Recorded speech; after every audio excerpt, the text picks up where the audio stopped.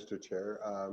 It's not, the reason is that as a team, we decided that the director would present the budget. Okay, so I do want to allow staff to get the process started. So Mr. Schlang and Ms. Chamberlain, welcome. Thank you very much, Chair. I thought I would just kick it off and then and talk a bit about the preparation. Council gave us the guidance in June for a zero-based net levy increase on the operating budget. I want to talk a bit about the prep and talk a bit about how we achieved that on the base budget and some of the program changes that we talk about that we'll talk about how we allocate the $6 million and then some metrics to follow. Now, one thing that I've always said in budget preparation, a budget is a tool for us to deliver our initiatives. As I presented to you in November the 12th on our strategic plan, there's a number of things we need to do better. We need to do faster than our competitors. We need to leapfrog the competition. So I feel this was a good balanced approach in not only stabilizing our foundation of services, base services, but also to continue to invest in Niagara and still achieve a zero-based budget. We went through this in June as an entire team. Even though the Director of Finance, Ms. Chamberlain, is presenting this, I will say that this has been a team effort on every leader in this corporation since you gave us this challenge in June.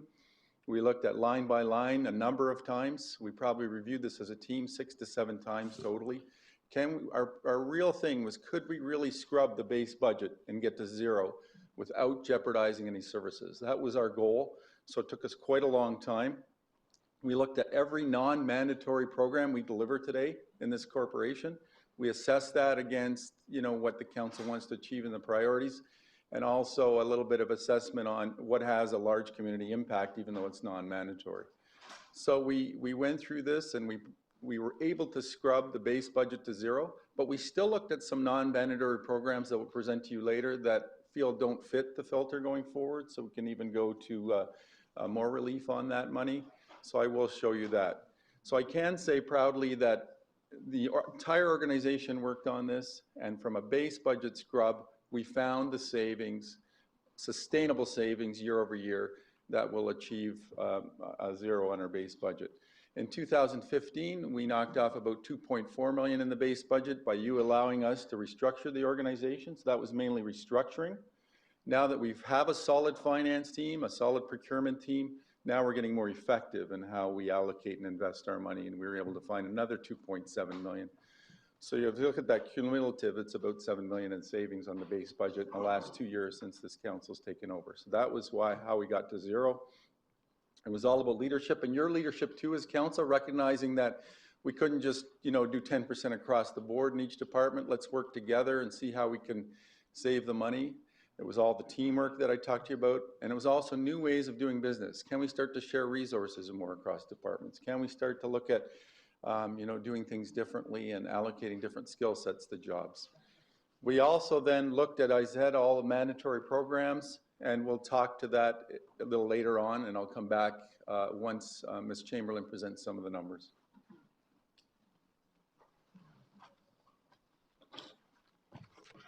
So this slide is intended as an overview and a graphic to demonstrate which particular lines of business we're considering in the general levy operating budget. So we have a diverse lines of business, from homelessness and social assistance and senior services, emergency medical services, our public health, our children's services, our roads and transit, our planning, all come together in the operating budget with gross base budget expenses of $504 million, which represents approximately half of the total annual expenditure once we include the other components of the budget. Where does that money come from? We can see by this slide that our services rely heavily on provincial and federal grants, primarily to some of our areas of social assistance and public health, with other contributions from fees and charges, reserves, other taxation, that would be supplementary revenues and PILs, and with about 31% of that budget being supported by the tax levy. As the CAO pointed out, we did achieve a 0% net increase in our base budget. The 2015 net base budget of $156.7 million was maintained for 2016 at 156.7, and I will go through the three categories of pressures and mitigation strategies that we identified in order to achieve that outcome. Approximately $3.4 million was what we identified as base budget pressures for the year. Approximately 100,000 comes from programs that attract significant subsidy to the tune of about $12.3 million in additional subsidy that we've attracted, with only an additional 100,000 in additional burden on the tax levy. And that subsidy comes from programs such as the Social Assistance Program, Children's, Senior Services, and EMS services. We also identified about 1.6 million in increases associated with various pressures across all departments, and these pressures range from utilities and repairs and maintenance. Specialized transit was an area that came before council recently, as well as some pressures associated with reduced subsidy in public health. Additionally, we are seeing some pressure associated with the operating costs associated with new capital facilities.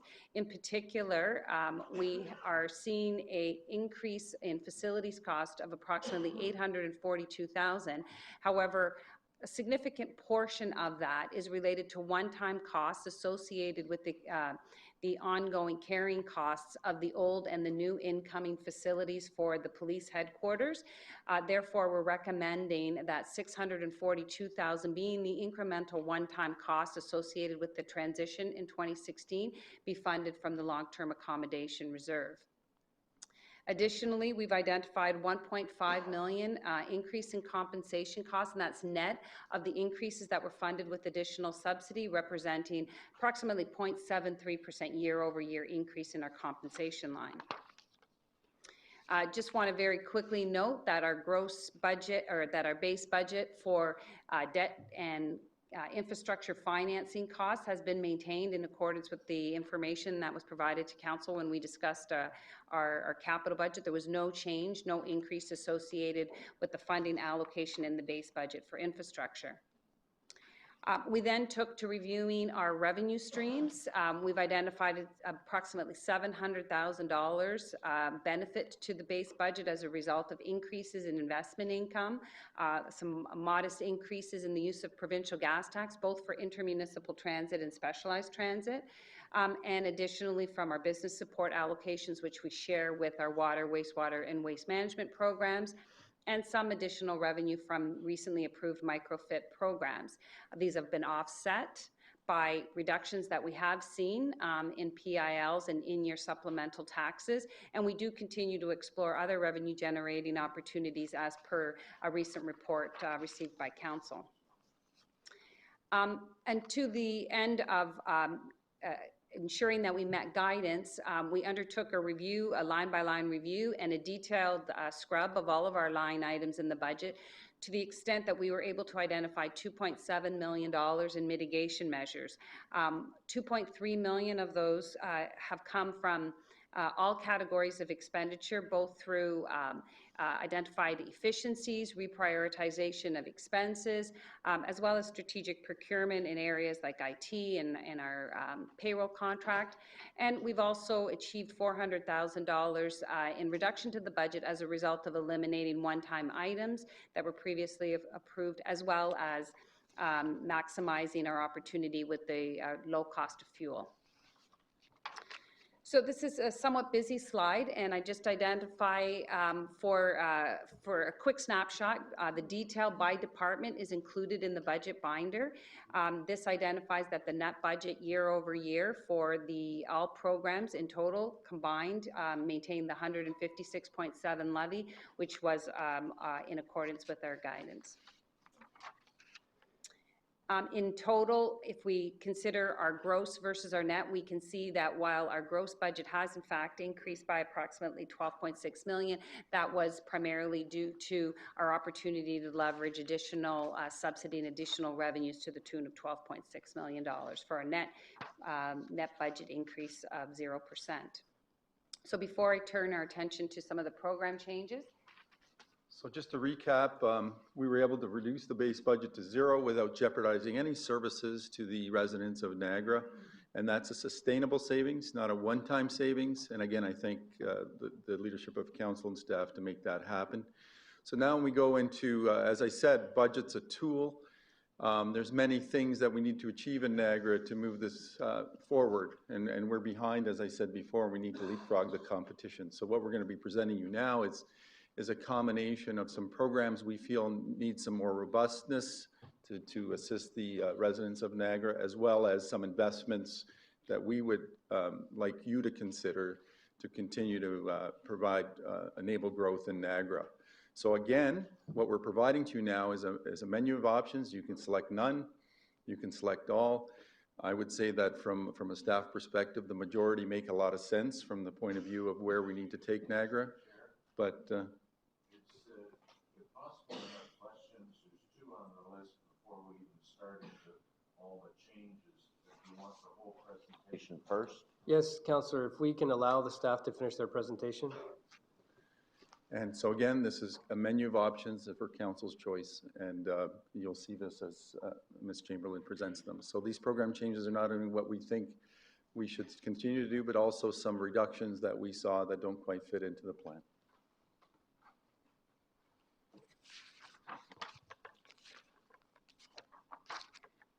So when council directed staff with our guidance, it was clear that the decision around the 2.7 million in SAO upload, as well as the mitigation opportunity from assessment growth, which we've estimated at 3.27 million at approximately 1.02% assessment growth, those decisions were deferred for the discussion and decision-making process of council. So we did not rely on these for purposes of achieving zero guidance on our base budget.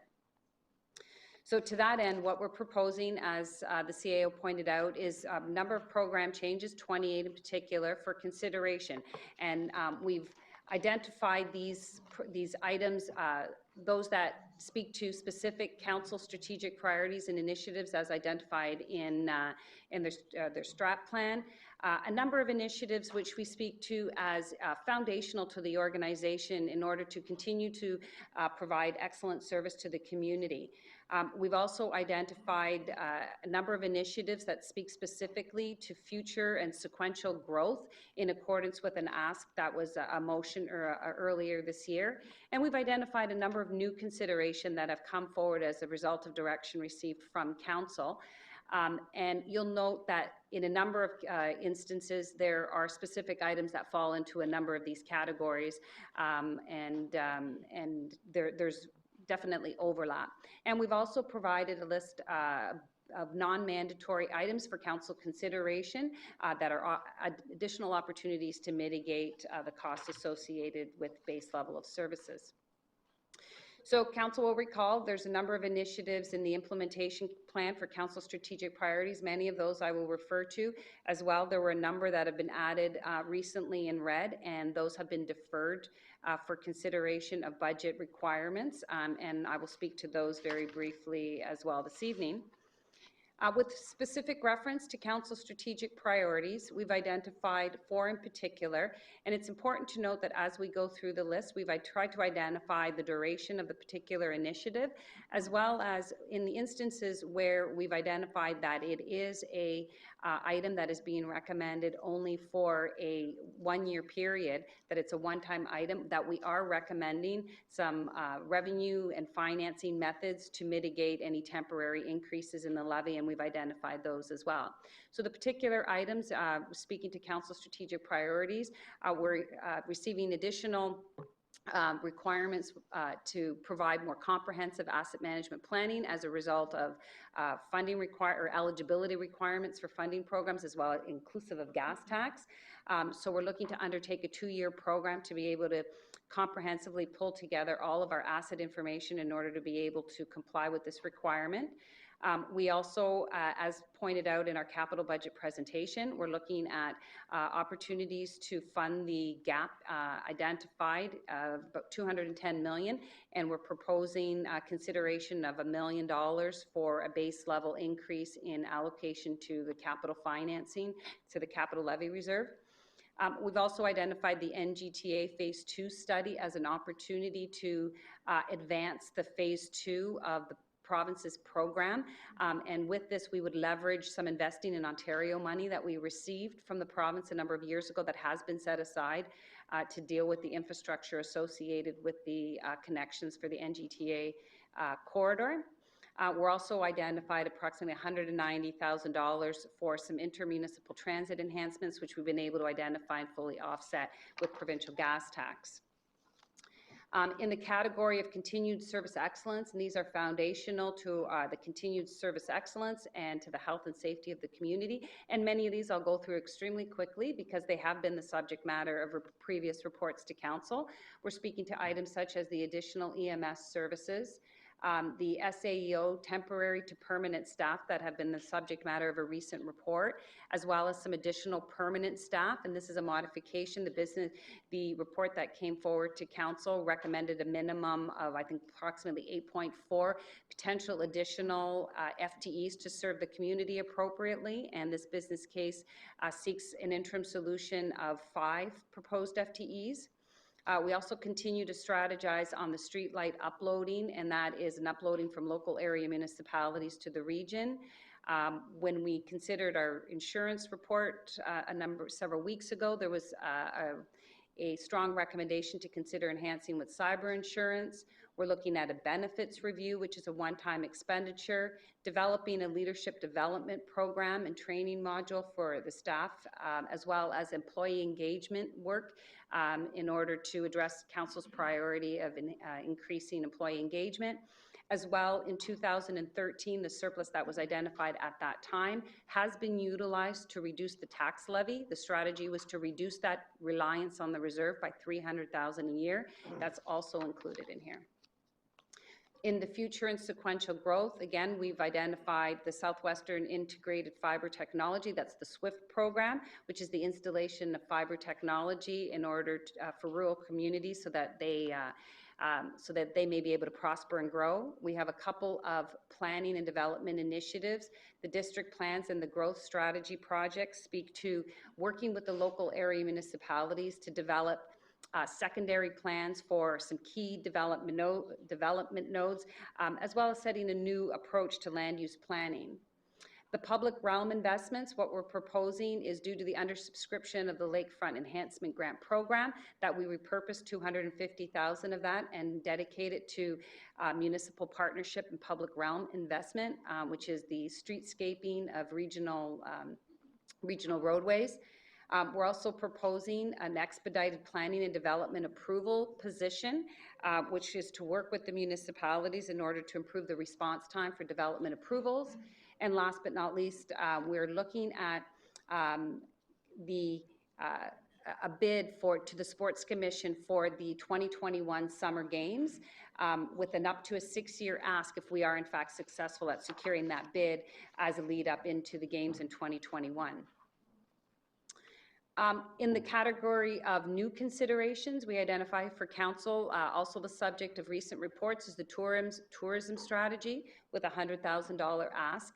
The Niagara Airports review, which was an ask of Council with a one-time request there to complete some work to be able to respond to the motions of Council, as well as the Port Robinson Ferry, which has been a subject matter of recent reports. In the category of non-mandatory program review, a number of items have been identified for the potential repurposing of dollars.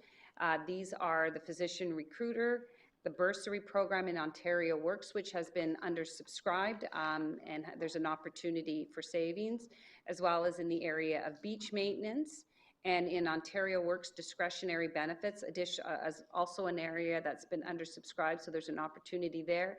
And in the area of storm sewer grant program, although this has a net zero impact because it's being funded with reserves, there's an opportunity that funding could be repurposed. It's funded from the capital levy reserve. There's an opportunity to repurpose those funds for infrastructure, and that too is as a result of the undersubscription of that program.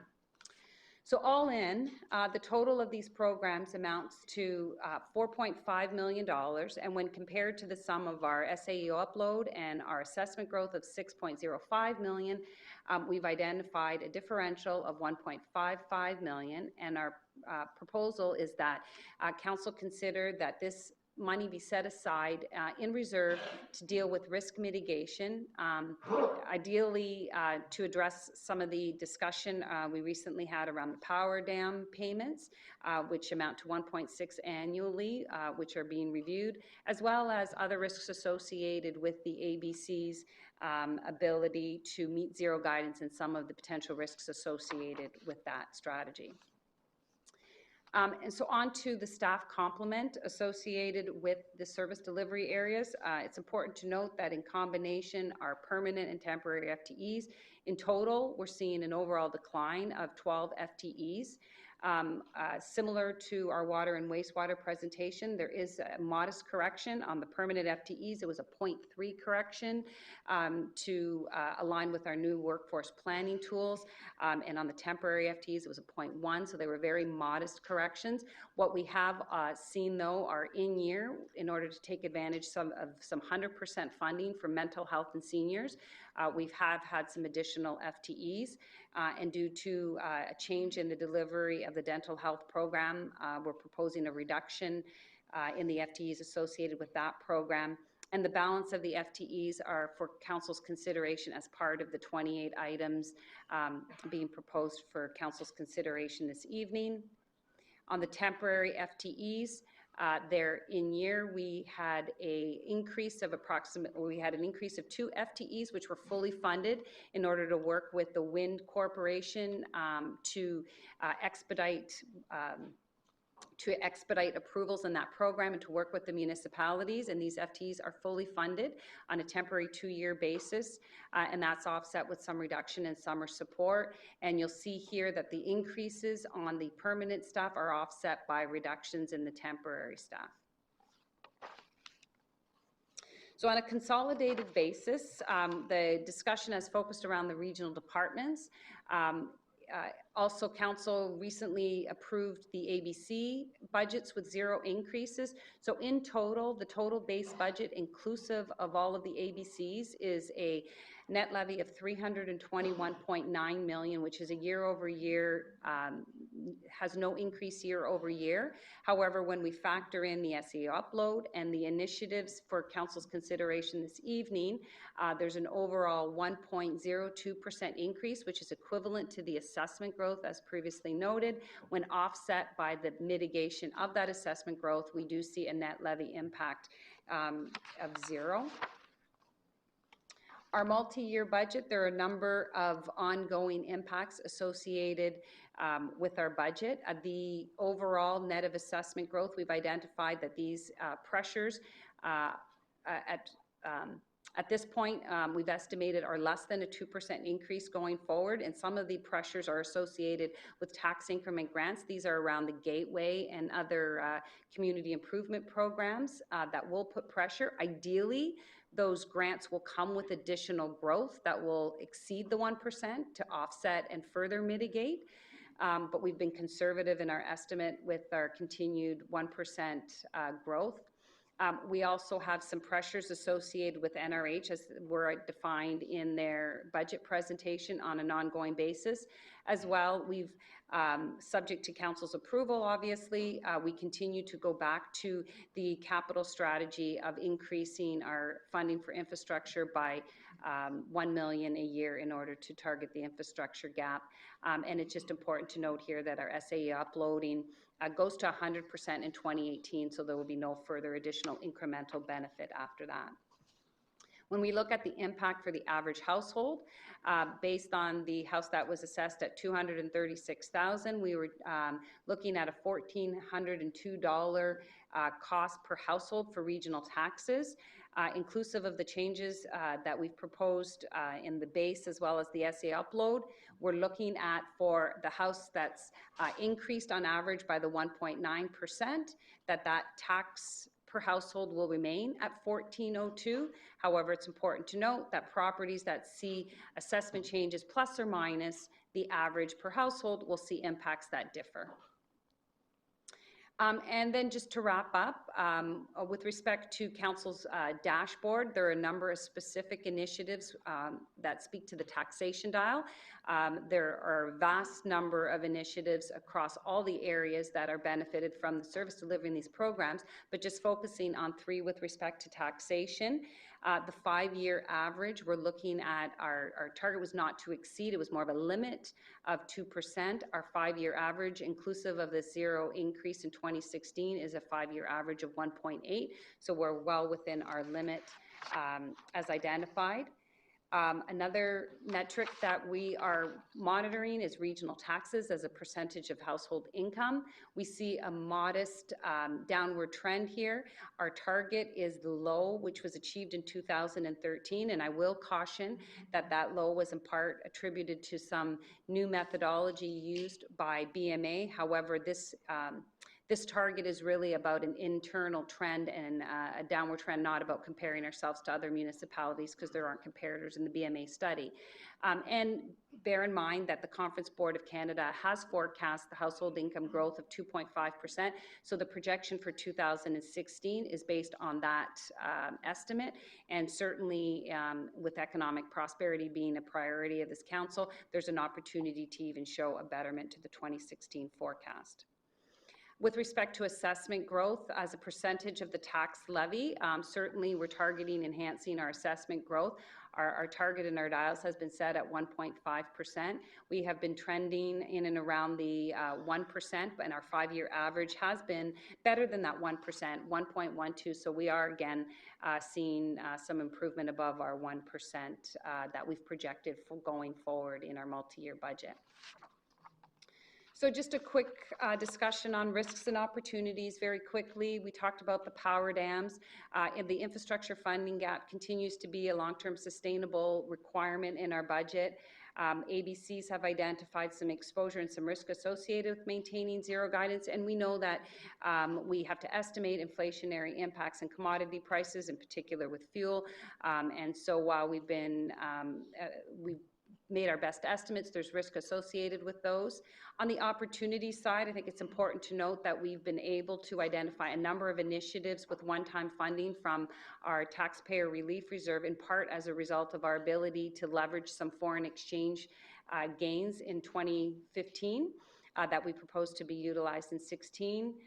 As well as with the continuation of our Smarter Niagara incentive programs and our tax increment grants, we hope to realize incremental assessment growth to offset any future increases in taxation, and certainly, hopefully, to leverage continued foreign exchange gains as we move forward as a result of the declining Canadian dollar. So with respect to next steps, we propose the bylaws for December 3rd. Through the period of October to February, we'll work with the treasurers on our tax policy with the objective of bringing that tax policy to council on February 17th and ideally having those bylaws approved on February 25th. And that concludes the presentation. Great, thanks very much, CAO and Director.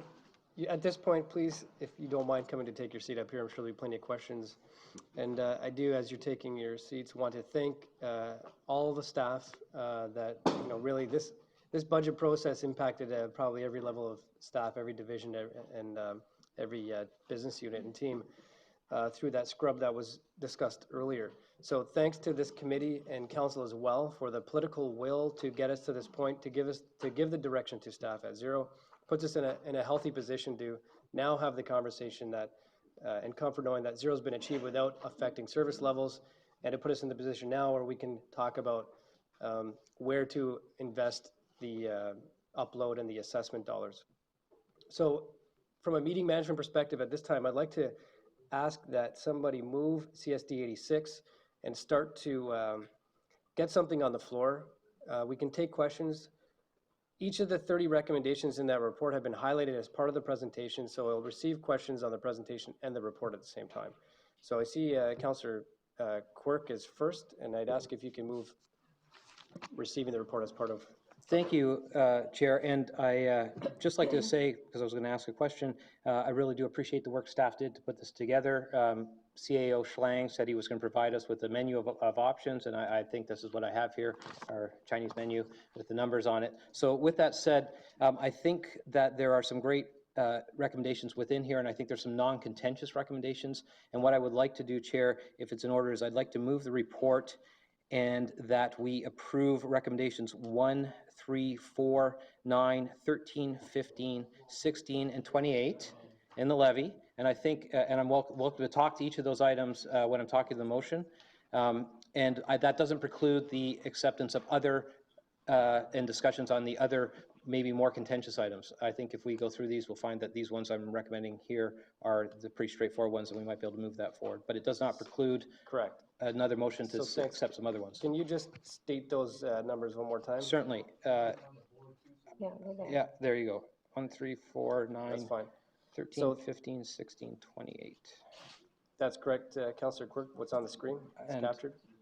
Okay. And I have a That's, mo- are you seconding that, Councillor Volpatti? Yes, I will second. I have a motion as well, though. Okay. On the so, recommendation. Yeah, I think that's a good process. Let's have the discussion on the ones that have been highlighted by Councillor Quirk. Those who have and would like to move other recommendations are welcome to do so. We'll take these kind of one at a time. Councillor Quirk, did you want to speak to any one of those? I that would you've just, listed? I'd just like to go through those recommendations because they are numbered on the screen, and I'm sure that the audience has no idea what these numbers recommend unless they have the report in front of them. But I would like to say that I was very happy with the detailed report. I know poor Commissioner Lewis was probably fed up with all the questions I had, but this process has been a lot more transparent from my point of view, and getting the budget binder and all the work that's gone in here, I appreciate it. But recommendation 1 is basically the addition of $200,000 to the asset managed planning tool, which I think when we're talking about the capital deficit that we talk about, an asset management plan is critical, and that is to be included into the report. Recommendation 3 is that a $350,000 be assigned for the next phase of the Niagara to GTA corridor for funded through the Investing in Ontario grant, and I think that has been identified as a key priority of our contribution towards that, moving that project down the field, and that section that we're talking about in the Fort Erie Welland area. Item 4 is the inclusion of $190,000 in the operating levy budget from the intermunicipal transit to be funded from the provincial gas tax reserve, and I think that's purely a transfer of funding. The intermunicipal transit discussion is still to be had by this council, but this allows us to take advantage of the provincial gas tax reserves as they get topped up and drawn from as well. Recommendation 9 was the inclusion of $30,000 in additional liability for cyber and privacy liability insurance. That was a very straightforward one, and I hope that that is not contentious. Number 13 was the inclusion of $300,000 in the operating levy to reduce the taxpayer relief reserve funding. And council will be aware that we have been financing the 28 FTEs that we're looking to approve from the taxpayer reserve to the tune of $1.3 million. This item simply reduces that amount to $1 million for this year, and hopefully will continue to be drawn down as we look to fund that perhaps. But it means that we're not taking as much out of the taxpayer relief reserve.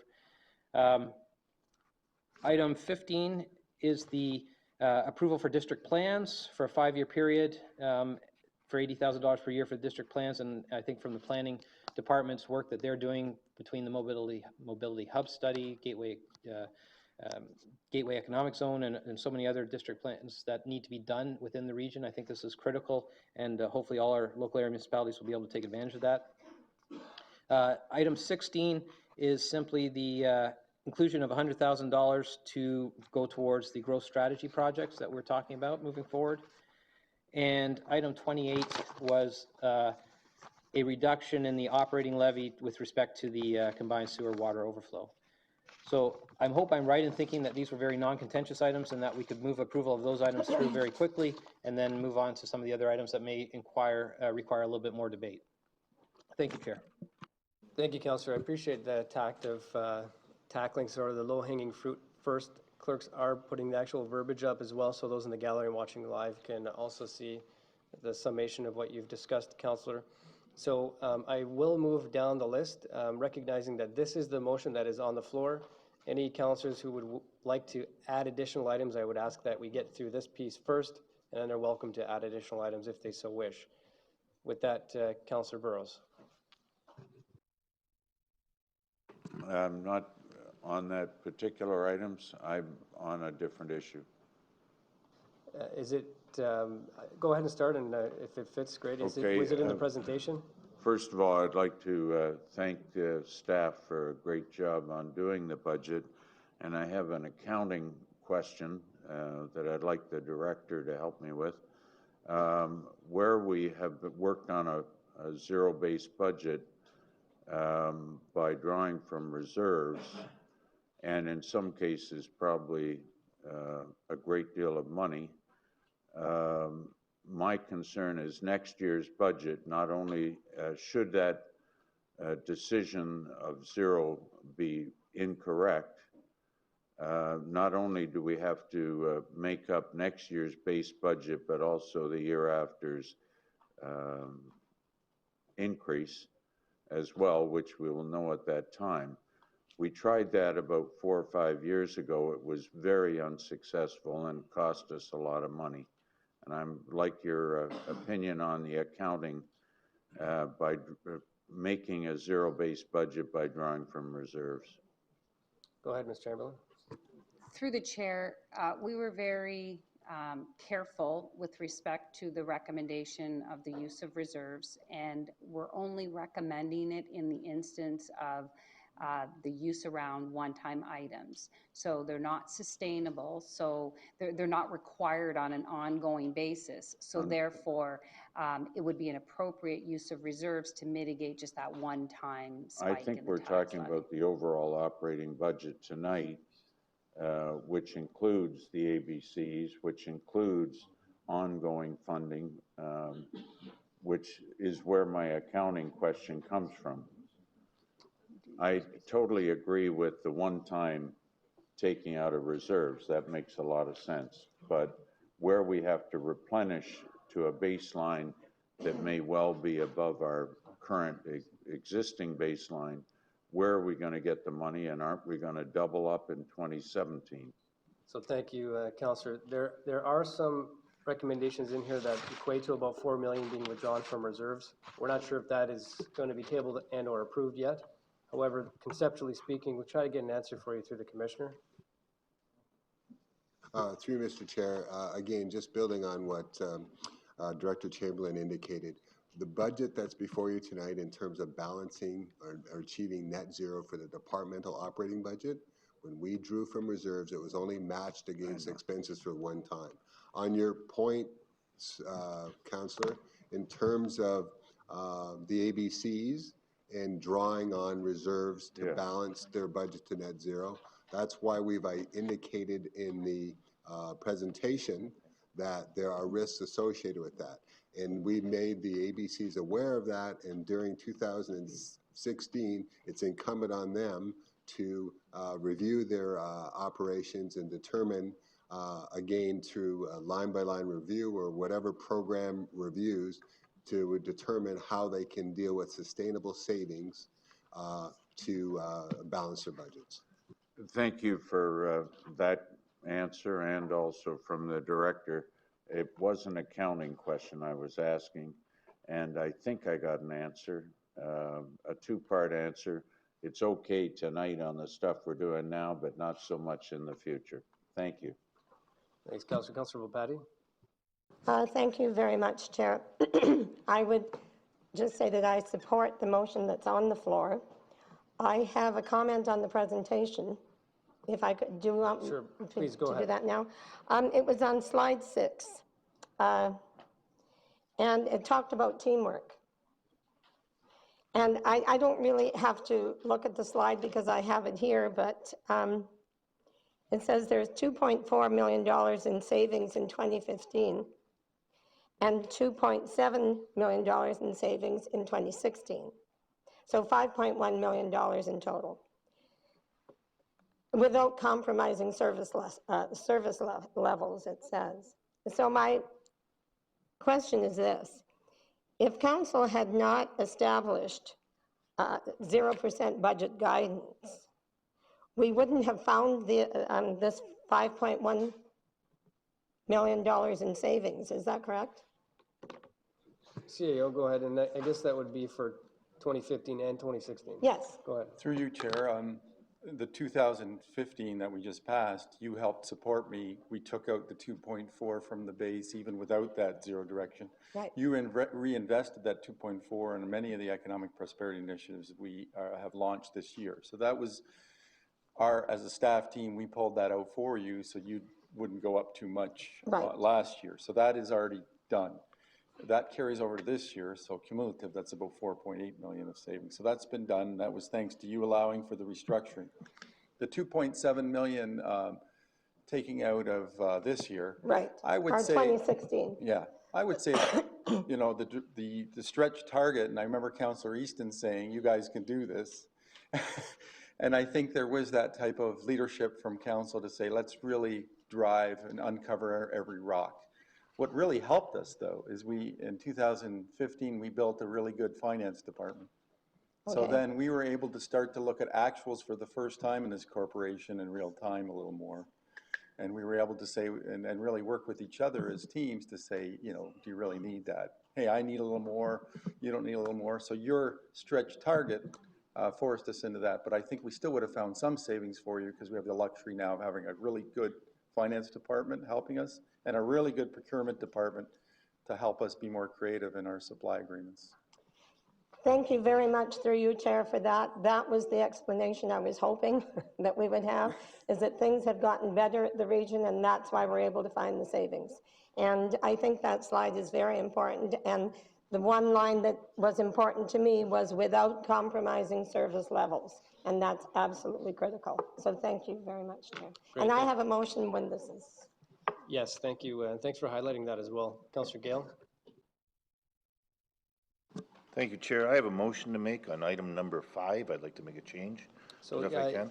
Thanks, Councillor. We will come back. So Councillor Patty indicated she will have one after this, and you will have one after this as well. Okay. I'll ask the clerk to please put the current motion on the screen. Oh. The intent is to get through this one that was put forward by Councillor Court first, and then we will. I'll come back to you. That's fine. Okay, that's fine. Okay. Councillor Timms. Thank you, Mr. Chairman. Maybe I'll get in line now. I have a motion regarding 22 and 24. But speaking to this motion, item 15, I'd appreciate a reminder of what we're talking about here. This is the inclusion of an additional $80,000 for district plans for a 5-year period being approved. And I would like to compliment staff for the way this has been presented. I like the business cases that are attached in the, especially like it in paper, Mr. Chairman, but I'm sure it's there digitally. And the way it's presented, I think, is good. And before I get to the answers I'm looking for, just one other comment is, can we please do it the same way next year? I appreciate doing business differently as an improvement every year. But as a councillor, it's different every year, and it kind of throws us off base, and our ability to work through it and understand it would be much improved if we just did it the same way next year. So I'll throw that out there as a recommendation, and councillors maybe will support me on that. So go back to the question. Item 15, the district plans for 5 years. I think your explanation covers a few of it. And is this intended commitment today for 5 years at this amount? Mr. Mustachi.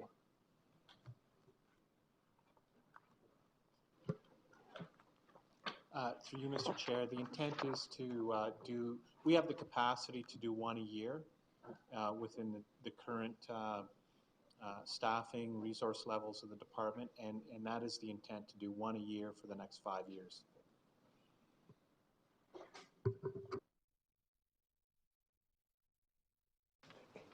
Councillor, go ahead. So the intent is 80,000 a year for 5 years. Today we're talking about 80,000 for 2016. We will talk again about 80,000 for 2017. Okay, thank you. And then further, so the explanation of the districts. I missed that concept in planning, though I gather we got a bit of it the other day from Brock University. But could you just give us a summary of what that's about? Certainly, through you, Mr. Chair, in terms of the district plan. So at Planning Committee yesterday, for the folks who weren't there, we delivered a presentation in terms of how we're pulling together the planning and visioning for the Brock district area. And that serves as a template for some of the other districts that we wish to sort of advance an urban vision for. And some of those include Niagara on the Green. They might include development opportunities in other communities, which we've still yet to define. I have been approached by my counterparts in some of the local municipalities, very interested in identifying district plan opportunities in those areas.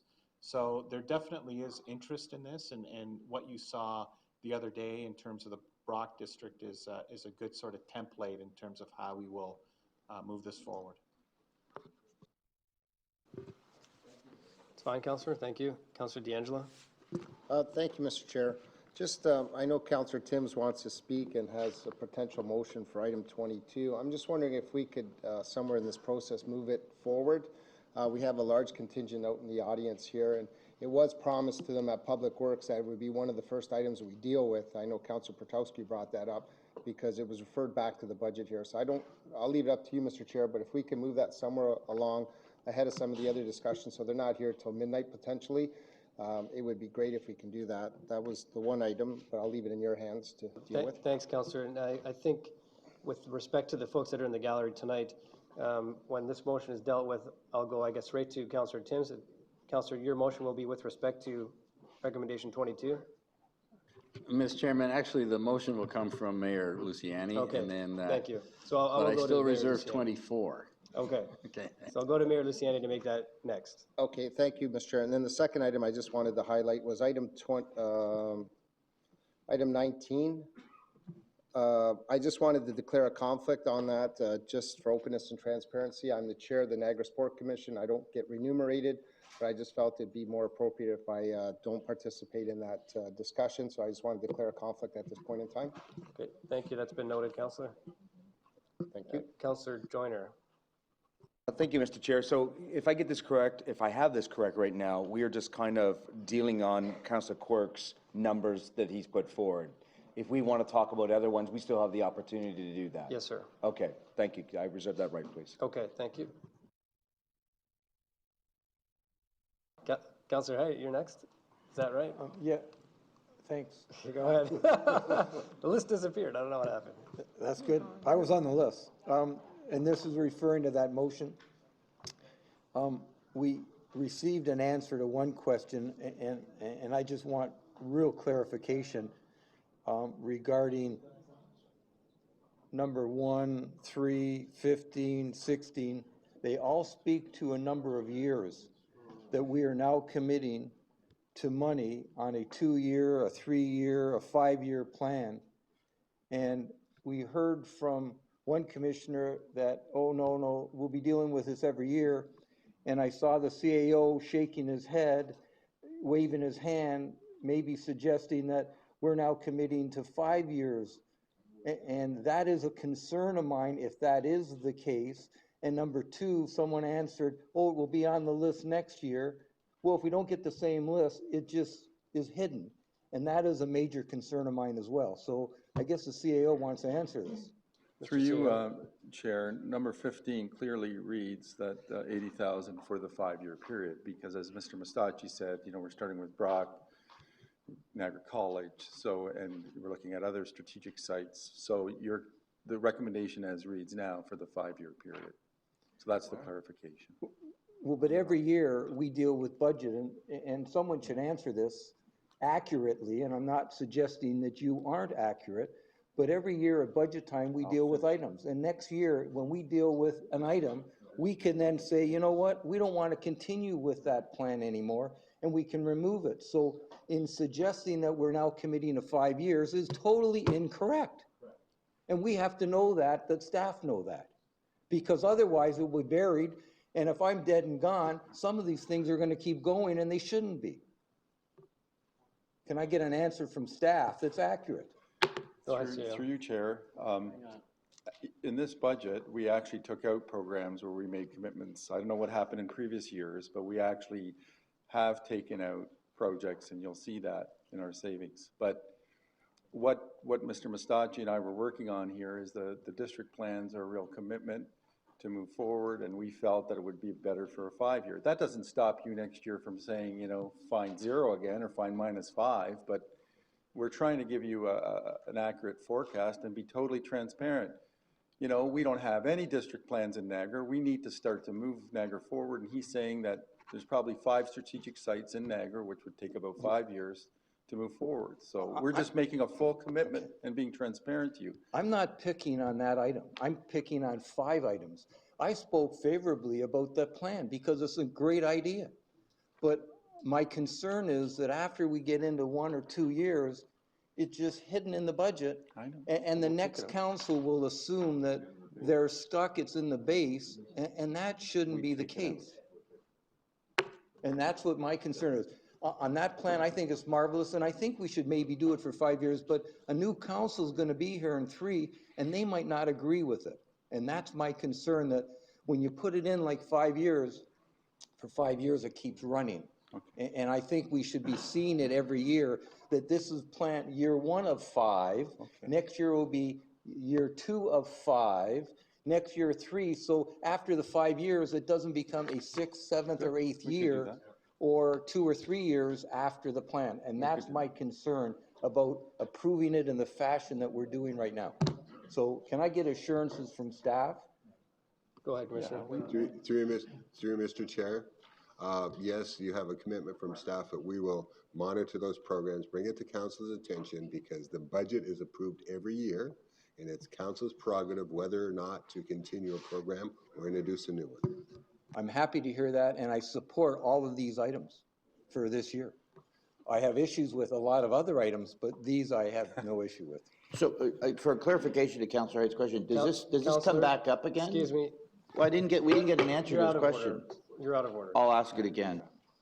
Wait till your turn on the speakers list. Thank you. Councillor Maves. Thank you, Chair. I'm going to stick to the points as you've requested. I also would like to make a motion. I'll get in line for items 10, 11, 12, and 18. However, I'm going to just follow up, just for clarity purposes, on items 1, 3, 15, and 16, the multi-year items. So once it's levy operating budget, and I'll just stick with the one on the district plans, I could easily talk about the growth strategy products in 16. So it's now in the levy, it's in the operating budget. Each and every year for the next 5 years, $80,000 will be given to planning for a district, what do we call it? District plan. So some councillors have concerns about funding a program on levy for an ongoing basis, and I know that's an instance where you'll then maybe put them in out of a reserve fund for 1 year, for example, because you don't intend it to be an ongoing, necessarily an ongoing program.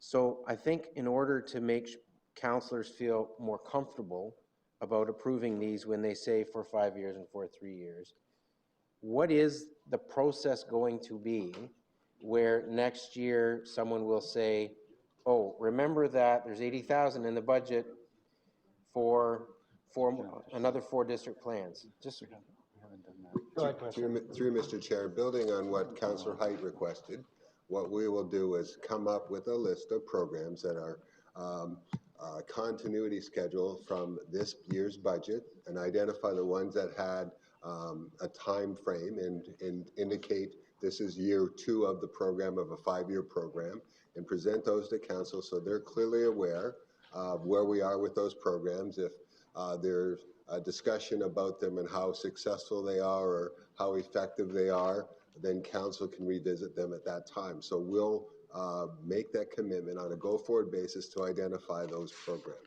Okay, so just to continue on that line, and I'm done, Chair. Number 16 is the growth strategy projects, 100,000 each year for the next 3 years. When we get to the end of 3 terrific growth strategy projects, we get to the 4th year, do you and Ms. Chamberlain say to us, by the way, there's $100,000 freed up because we're no longer doing growth strategy projects? Or do you say, you know, Through you, Mr. Chair, to council, the plan would be that we would bring that to council's attention to say, these are the programs that were time-bound, and these are the ones that expired this year, and that's what that funding would be. Go ahead. Through the chair, we did exactly what is being asked with the recommendations, because we fashioned last year's recommendations in much the same way, where they were timed, and we revisited our list. The only one that was recommended last year that was a 1 year was the physician recruiter, and that is on for discussion in today's report. So we have kept an inventory. Perfect. And we are monitoring. Okay, thank you very much. Thanks, Councillor. Councillor Rigby. Thank you, Mr. Chair. On item 28, just for clarification, sewers, storm sewers are normally funded under rates, are they not, and not under levy? Ms. Chamberlain? Through the chair, and certainly I can defer to Mr. Tripp, but they're road related. See, these are storm sewers, are road related infrastructure. Yes. And so these are cost sharing agreements where the municipalities would apply to us for any inspection work that they're doing on storm sewers associated with regional roads. And the program has been historically undersubscribed. Therefore, we're proposing it as a service, as a reduction. Thank you. I really have issues with reducing any kind of investment in the possible future of our infrastructure. We are behind the game on infrastructure, and I think personally that I would not want to approve that piece. So, Mr. Chair, could I ask that that be lifted and voted separately when we deal with this motion? Yes, sir. We will. That's number 28. Deal with 28 separately. Thank you. Thank you. Councillor Nunziata. Thank you, Mr. Chair. Just for clarification for my purposes, once we do the accounting of every one of these items put forward by Councillor Quirk, do we have a dollar amount? Yes, we will have staff giving a running total. Okay, give me the running total for the benefit of everyone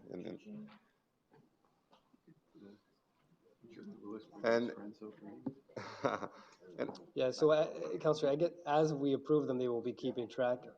Yeah, well, for the benefit of what's left on the list, I think, because at the end of the day, I mean, it's picking winners and losers. So, I mean, I'd like that now as we move forward, just to see what we're approving, what dollar amount we're actually approving. If I could, I mean, I could do the quick math myself, but I'm fair. not that savvy. We have some other speakers, and maybe we'll allow staff that time, and they can interrupt me now. We'll share that number. Thank you, Chair.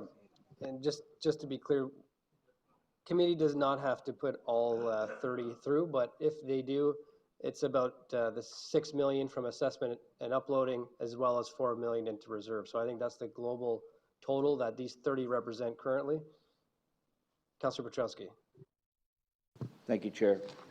So I'm still not clear on staff's approach to year-over-year items.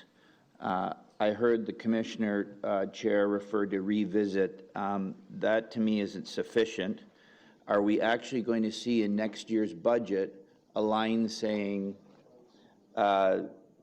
that the inclusion of additional $80,000 in the 2017 levy operating budget for district plans for year 2 of a 5-year period be approved? Will we have a chance to approve that item?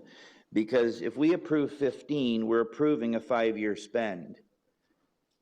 And I don't think that staff, with all respect, or not, has a privilege to pre-spend that. It may be a good program, but there has to be an opportunity for this council to revisit a program and say, didn't work. Councillor, so staff will come back, so there's no pre-spending, but go ahead, Commissioner. Through you, Mr. Chair, again to the councillor, I'll try to be more clear. Next year, in the recommendations coming forward, these programs, as Councillor Height requested, we will show this is year 2 of a 4-year program, year 3, and council, not staff, but council will make the decision whether or not to approve the continuation of the program. So is that, Chair, a yes to my question? Because it seems that Mr. Lewis answered a different question than the one I posed to him. Mr. Chair, yes, that information will be coming back to council, indicating it's year 2 of a whatever year program for council to approve. Yes, sir. Okay, so so that won't represent a new increase anymore because it's just a continuation of an existing spend. Through you, Mr. Chair, that's correct. Okay.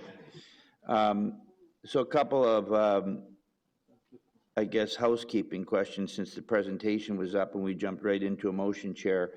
I appreciate staff having an aggressive schedule subject, I guess, to ramming through 30 points tonight.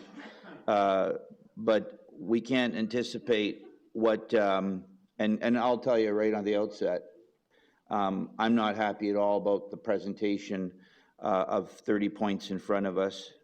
It might be clear to everybody, but it's certainly not clear to the public. We're speaking to point numbers. I've never seen something. This reminds me of an omnibus bill in the States where we're debating separate items here. But my direct question, Chair, is this. Notwithstanding staff's desire to see this all done, what's the absolute mandatory drop dead date for this to be approved so that we might want to come back at Christmas Eve and still talk about this or whatever? What's the mandatory? I'd like to see what are we legislated to make sure we have this done, not best, but mandatory. May I'm hearing. Through the chair, it would be just in time to get the final tax bills out for the local area municipalities would be the absolute latest time. However, it certainly would inhibit the action plan on the part of staff if the budget approval was delayed until that time. Okay, well, so I didn't get the answer, Chair, to my question. I'd like to have a physical date on a calendar so I can write it in. The drop dead date is... Councillor, there's not a physical date. There isn't? On the calendar. So I think you're making your point, right? No, I'm asking a question. When's the drop dead date? I've got the floor. Councillor, let me respond. I stated earlier in my comments that committee's under no pressure to make decisions on resolving the entire matter this evening. If committee likes, there is actually a potential for a second operating budget meeting on December 3rd, and there could be one booked and scheduled after that. This process is in committee's hands, Councillor. Okay. Whatever. As my kids like to say. So, Chair, the process that we followed here, there's a lot of, like this, to my earlier comment about omnibus, so there's a lot of items we've seen for the first time.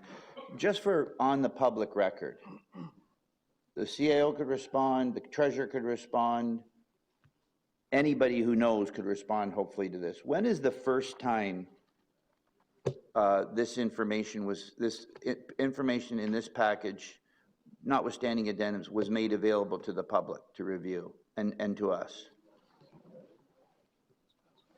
Go ahead, Commissioner. Through Mr. Chair, it was published last Friday. Last Friday, okay. And could the commissioner confirm, and I guess I apologize, he's not here today, but was there any expectation from the regional chair or the budget chair that this information would be available earlier than last Friday for the first time? Go ahead, Commissioner. Through you, Mr. Chair. It's not that I'm aware of. I think that what I should bring to council's attention is that we have a budget schedule that was approved by council, this council, on June 25th, 2015. It identified the various nights of the meetings and the subject of the meetings as outlined in the schedule. And we had budget meetings the 15th of October, the 29th of October, November 5th, and then the one scheduled for today. And so in preparation, as we all know, there was the capital budget, then we dealt with the rate-supported budgets, and so there's a sequential process there, and we're in a situation where the last culminating one is the operating budget. So it is something that we were pulling the information together as we move through the process, and so that is why there was a week advance of delivering this material, because this material is dependent on the outcomes of the previous meetings. Okay, well, then I'll wait for the regional chair and I'll ask him the question at council, because it seems to me that a lot of these items are new items, and nice presentation and everything, but we're asked to be making decisions on the spot for how to spend a lot of taxpayer money. And moving right to that word spend, it's nice to show the public that the net levy increase is 0%. But what in fact, how much more is the region spending proposed in 2016 versus 2015? Because I think the fact is, if I look at the chart correctly, there's something like 10 million, unless my numbers are wrong, there's about 10 million more in spending. So the region can't stop spending more even though the tax bill is at 0. Is that correct, Chair?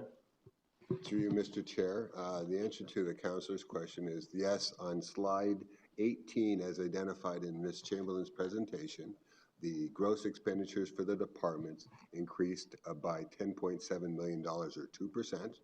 And as we indicated, because of the nature of the programs, largely the SEAO program, we're looking at, yes, we spent, but for that program, for example, it was $12.3 million in terms of subsidy, and we actually incurred or increased the levy by $100,000. So that is why, when we look at it from a net levy perspective, that we're able to achieve 0, because a lot of our spending is dependent on provincial subsidy.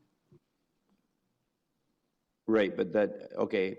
So even though we're holding taxes at 0, regional government spending is going by 10 million. And what, if any, is required out of reserves, out of the taxpayer relief reserve to sustain that or to support that $10 million extra in spending as proposed by staff?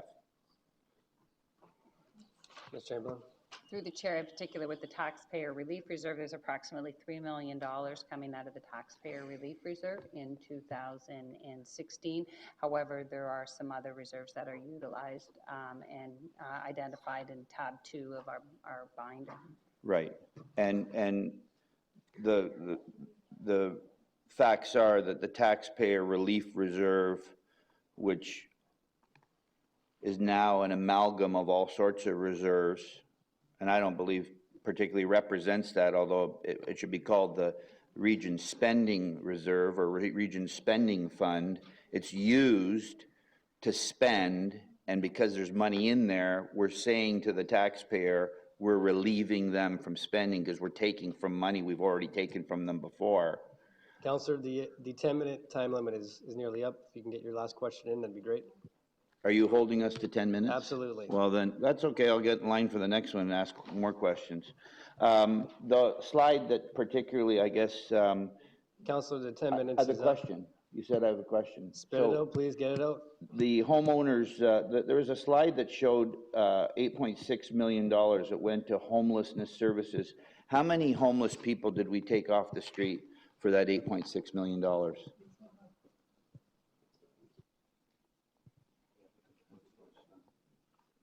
It was one of the first slides.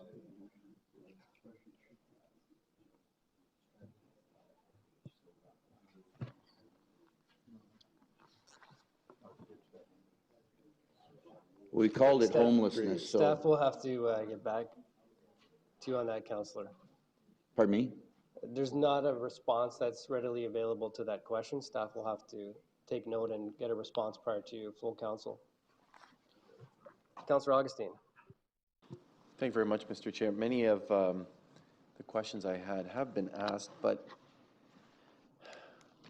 I'm a little frustrated, and lots of great work here, but I'm frustrated over two general things. One is that these additional items are really broken down into three different categories. One is sort of general operating, one is special projects, and one is something that would be, I'd consider sort of more capital in nature.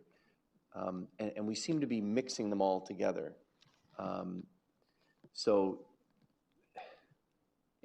then the other is the period of time. So we have great assurances from staff this evening that yes, will be reported. However, I remember having the same discussion last year when we talked about things like Team Niagara, which I was looking back in the minutes, was to be funded for 4 years. We have nothing here. You know, the idea was that it'd be a special number, that we'd come back, that it would be reported to us, and it'd be for 4 years. We don't have anything like that here that I see. Niagara Investment in Culture, $300,000 every year for 4 years. Anybody see that here? No. It's I don't want to use the word buried. It's hidden, is I think the word that Councillor Height used. It's hidden in the budget, and we want to be open. We want to be transparent. We want to have that information out there. The other one, Councillor Maves and I recall working with him on this. It was the Go Rail. We put in there's 200 in there. I think that's base. And then there's an extra rider of 200. Well, it'd be nice to report back. Remember last year we did da-da-da-da-da. We added all these things in. So I guess you can have staff respond, but my question to you, once they respond, is do we need to make a motion? Do we need to put it in writing? How do we do this? Because right now it's a promise. We were promised the same thing last year, and we don't have it in front of us. So, yeah, that's fine, Councillor. We'll get a quick response from the Commissioner on what you've highlighted, and if it provides comfort, I'm satisfied with getting that in writing through a motion as well, so we can look to you when the appropriate time to make that motion. Thank you. Commissioner? Through you, Mr. Chair. Again, to the councillor, your point's well taken. That's why I indicated to Councillor Height that that's something that we would adopt going forward so we don't lose track. So I appreciate that. And if council feels that rather than giving staff direction, that they would rather see it in the motion, it's their prerogative. Fine. Thank you very much. I don't know what the motion will look like. Maybe I'll work on it. But in essence, Mr. Chair, it's just that staff report back on last year's budget, this year's budget, and all of the multi-year, but I'll have to come up with some wording, but essentially delineated programs. Another one, the industrial development charges. Is that in here? Is that not in here? Is that a time limited because it only goes to the end of the bylaw? Those kind of things. Like there's a lot of questions from last year's budget, and we're going to have the same questions next year. Yeah, so I agree. I think part of the concept is when those things then come off, we want to have the opportunity then to repurpose those monies. It's not only come off, it's by the way, remember, Council, you approved this grant. For example, I'm pointing to Councillor Joyner, the cultural grant. He's a big proponent of it, and I applaud him for that. He needs to know that in 3 years' time, that's not going to be here, right? And so he may have to work next year or the year after to make sure that it's there, it's more, it's the right amount, etc. So I'm going to work on that, and because I think it's broader than just these here, but I raise it here because it was raised by others. Commissioner, go ahead. Through you, Mr. Chair, just a point of a clarification, though, is that a couple of that you referenced in terms of like the industrial development charge, as you recall, through our development charges task force, that's something that there is a program and it flows through that task force, and we review it annually and we report it back on how successful the program was or not. So there is some programs that will map it or indicate to you in terms of program and how we would report it back, and then you could see it in the budget as well. We'll try and do our best to make sure that we list them. We'll come up with something that we'll present to council so it's an appropriate report back. Thank on you. the time-bound program. Just the final on this, Mr. Chair, is it possible to get that even to council from last year's budget, from the 15 budget, get it to council next week. Just a memo would be great. Yes, that's, they can do that. Thank you. I'm getting that. Councillor Bentley. Thank you, Mr. Chairman, and I like the direction that we're going to try and keep track of these multi-year approvals, because in some cases you are committing future councils to a spend. But in a couple of these in particular, I'm wondering why we're not financing them out of planning reserves. And I'm talking about item 15 and item 16. You do have planning reserves for planning studies. And this would indicate to me, if we're looking to do this over 5 years, that that would be the appropriate place to fund it. I like the idea of keeping track of ones that are going to go 1 or 2 or 3 years and report them every year. But in this case, for this one, number 15 specifically, it almost tells me that should come out of planning reserves, and possibly number 16 as well, because they are dealing with planning studies, or economic development studies and planning is number 16. But I think those would be more appropriate versus being put on the levy for a number of years to be funded out of a reserve. Commissioner, go ahead. Through Mr. Chair, I'll review that, but as it stands now, I believe that we don't have a planning reserve. And the only thing I will review is that what we have under the development charges under the general government category. But when we consolidated reserves back in 2014, the taxpayer relief reserve is the major repository, and it may have, if we did have a planning reserve back then it would have been consolidated part of the taxpayer relief reserve. Mr. Chairman, though, I think that would deal with development charges as well, though. And wouldn't there be allocations in our development charges study every 5 years for planning studies, in which case they should have been in the development charges reserve for planning studies? I still think that should have been covered. Through you, Mr. Chair, that's what I said. Under the development charges, under the general government category, I have to take a look and see what planning studies were included. I know that the the 5-year major growth program and population forecasts and employment forecasts are included as preparation for the development charges bylaw, but I'm not sure if there's any other studies that were included when we calculated the charge. Thank you, Councillor. Seeing no other speakers, I will ask the clerks to open the vote 1 to 16, and we will deal with 28 separately as requested by Councillor Rigby. And a recorded vote has been requested, so when ready, I'll ask the clerks to open the vote.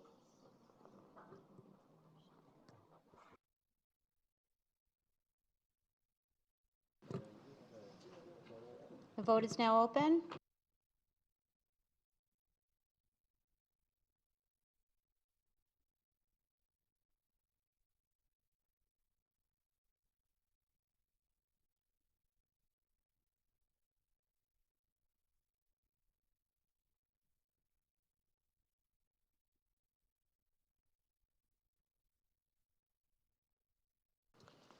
That's carried. Thank you.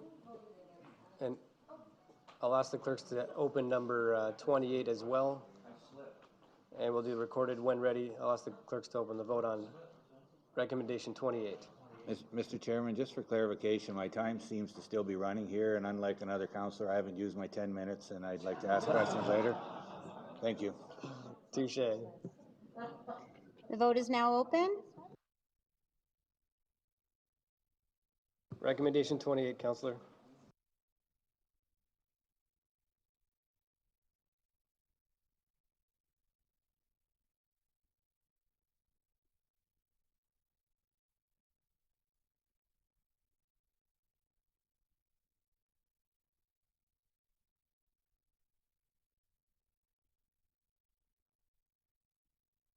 That's carried as well. Thank you, Councillor Quirk, for putting forward those items.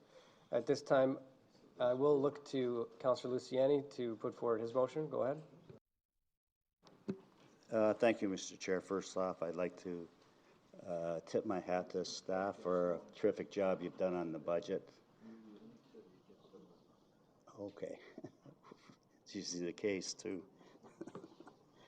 But I'd like to put this motion forward that the line item number 22, that the inclusion of an additional $66,500 in the 2016 levy operating budget for the Port Robinson Ferry be approved. And I would like to make a few comments on that, and I'll be very brief. Yes, sir. If I can, Councillor, I'll get a seconder. I suspect Councillor D'Angelo. Thank you. Okay, Go ahead. Thank you. First and foremost, a lot of people have talked about it, whether Thorold had any skin in the game, for lack of a better word. We do pay the insurance, and we always have paid the insurance over the last 25 years, and that comes to $13,000. And in-kind services, we've always paid, and that comes to about $9,000. So we've always put money towards that. Seaway wasn't paying the whole shot. And also, the weekend hours we've operated this past year from 9 a.m. to 6 p.m. because we did get complaints at one time with regards to our short hours on the weekends from 9 to 1. So I'm going to leave it at that and hope that council will see it in their infinite minds that they will approve this. Thank you. Thank you, Councillor. Councillor Height.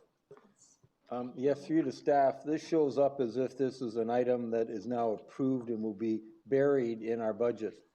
2 years ago, when they came to us and they made us aware that there were issues, I think council were supportive in suggesting we will try to help you deal with the Seaway, because it was an issue that we felt we should be helping Thorold. Now they're asking us to fund it.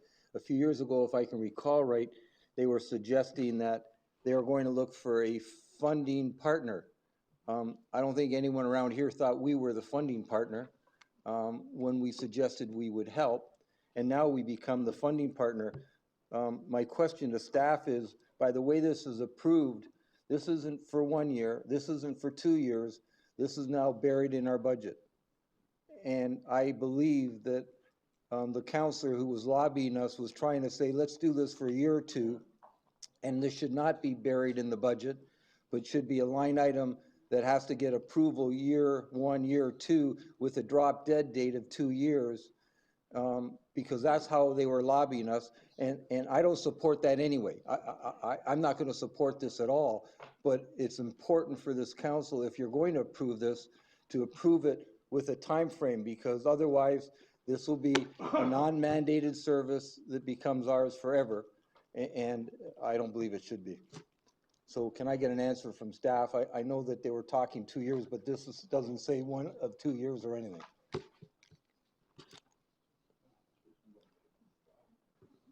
Does any staff want to talk to the, because it was... Commissioner Tripp will do that. Go ahead. Thank you, Chair. Yes, the way it was positioned, or at least described in the report PW 65 2015, is that the appropriate decision should be funding in all practical terms in perpetuity. As it states in the report, under potential future costs, in anticipation of a positive outcome, the City of Thorold has been negotiating a lease agreement with the St. Lawrence Seaway Management Corporation for the continued provision of the ferry service. City staff indicated this agreement contemplates a 10-year term. Should Council support the 2016 budget submission, Council should reasonably expect that this funding support will continue for the life of such an agreement and possibly beyond. Staff suggests that the support for the funding of the ferry would result in a base budget levy increase. And it goes on further in that report. I need to point out very clearly to Council that the budget item recommendation before you right now is strictly for operating funds. There are still risks associated with this in terms of capital investment for both the docks and ramp facilities as well as the vessel itself, and that's spoken to in quite a bit of detail in the PW report. So there could be additional costs other than the $65,500 we're looking at?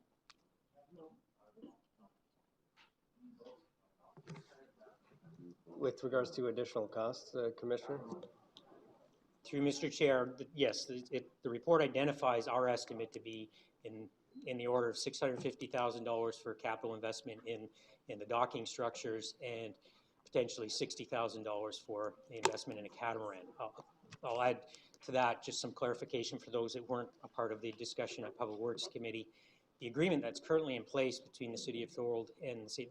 Lawrence Seaway Management Corporation specifically speaks to the obligation of capital investment in the docks being that of the St. Lawrence Seaway, and the capital investment for the vessel being 50-50 shared between the City of Thorold and the St. Lawrence Seaway. Unfortunately, the negotiation that has been initiated with the City of Thorold and St. Lawrence Seaway hasn't been concluded, so we don't have finality in terms of those dollars and the funding of those dollars.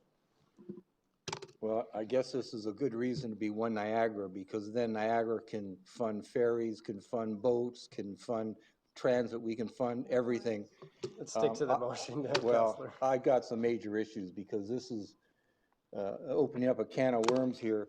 A 65,000 could be $500,000 or millions of dollars that we're committing to forever. I won't support it. I'll vote against it. Thank you, Councillor Petrowski. So, Chair, is it in order that putting amendment forward for a maximum of 1 year? That would be in order, Councillor. Then I'm going to make the amendment for a maximum 1 year. That allows us to revisit this. And we need, although there's the folks in the audience probably would appreciate if it was maybe funded forever, I hope they understand, notwithstanding the mayor's gracious offer to keep funding liability insurance and in-kind services, I don't think that the region automatically and necessarily needs to inherit. $500,000 will be $1 million. Let's face it, folks, any $500,000 always grows. But $1 million for a ferry is just completely out of line. So I'm going to put the amendment on there. Okay, thank you. I'll get a second to the amendment. Councillor Burrows. And we can revisit it. Okay, so this is to the amendment. Are there any speakers to the amendment for 1 year? Yes, the clerk will get the amendment added up. Go ahead, Councillor Hodgson, on the amendment for 1 year. Thank you, Mr. Chair. And I would approve. I think the reconsideration option is appropriate, but I would ask the amender to at least consider a slight variation where we would, in fact, make it a grant to the City of Thorold for a 2-year period at a 50%. And that would allow then for some, I understand the bridging time that is required to try to come to a new solution is 2 years, and I think it would be perhaps better and for everyone involved rather than us having to go through this again next year. So it would be roughly speaking the same, not quite exactly 50% per year, because there'll be a bit of an addition. So it's that kind of request is contrary to the amendment that's on the floor.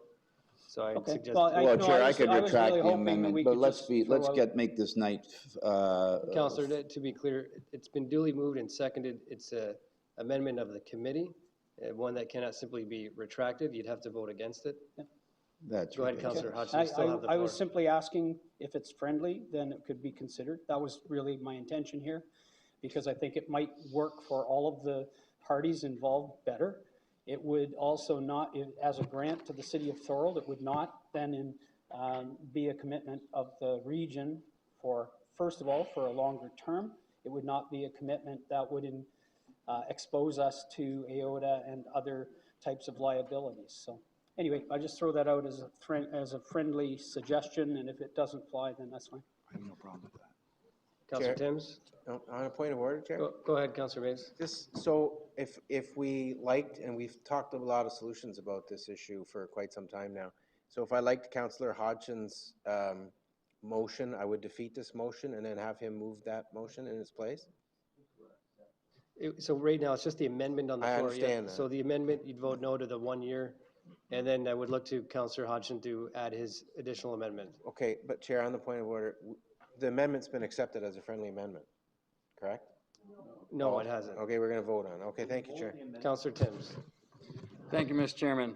To the amendment, we spoke a fair bit to this in Public Works earlier this week. And the main motion put forward by the Mayor of Thorold reflects the request and the position of his council. Now, I do have an amendment that speaks more to what I had been discussing with most of council in order to get to this evening. And what we had spoken to then was the notion of a 2-year arrangement that would get us to the 2018, the new Seaway Management Corporation deal with the federal government in 2018. Point of order, Chair. So, is the councillor speaking to my amendment? Yes, It he sounds is. like he's not, so let's talk to my amendment, vote on my amendment, and then I'd be happy to listen to him. Please. Okay, I'll chair the meeting. Thank you. So Councillor to the Timms, amendment. To the amendment, thank you. That is suggesting 1 year.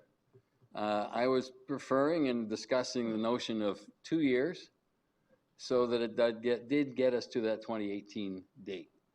The mayor's motion reflects the intention of, or the concern and the interest of his council, and I did want to respect that before I offered and hear council's comments on that before I offered the amendment that I have in mind. So I don't have an objection to this 1 year because we'll talk about it again next year, but it will kind of drive the discussion and the motion and the issue both at Thorold Council, at this council, and with the Seaway. So I don't object to the 1 year notion because it does kind of move us forward. But I have further amendments to the motion put forward by the mayor, and I'd like to get to that once this is dealt with. Thank you. Councillor D'Angelo, to the amendment. Thank you, Mr. Chair. I'm speaking in the same context as Councillor Timms that the 2 year, 1 year is fine, but a 2 year would be more concise to what committee approved at Public Works the other day. And I'll just read one of the phrases that had passed was the City of Thorold and the SLCS agreed to a 2 year extension of the contract so it expires at the same time as the current management contract between the Minister of Transportation, Government of Canada, and the St. Lawrence Seaway Management Corp. So a 2 year would make more sense. And I'm asking you, Mr. Chair, can I amend the amendment to put 2 years on there?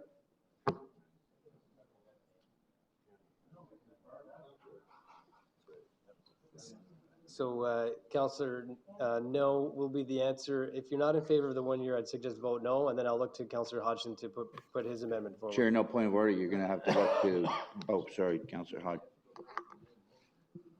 Okay, well, just back to my point was I thought it would be more, a 2 year would be more aligned with what had passed at committee level. It hadn't passed council at that point in time, but the majority of committees supported that. When you're dealing with government agencies, 1 year is a quick time frame. Anytime we try to get anything done, 1 year doesn't seem to be sufficient enough. And again, to save some budget time next year, by going with 2, it makes a little bit more sense of trying to get some conclusion to this issue as opposed to it coming back 5 or 6 times and still dealing with it with no conclusion. It's been referred several times. As I know, many of the members of the audience have been here several times to hear on the discussion on this. So at worst, I'll support the 1 year, but I would have liked to see it 2. Thanks. Thank you. Councillor Volpatti to the amendment. Yeah, thank you. I'm just getting together my amendment, Chair. Yes, to this. If I can. I wanted to amend this. You're saying that we can't? No amendments to amendments, no. Amend the main motion. So amend the, all right, so we have to defeat this, amend the main motion. Yes. Okay, that's fine. Okay, thank you. Councillor Gale on the amendment.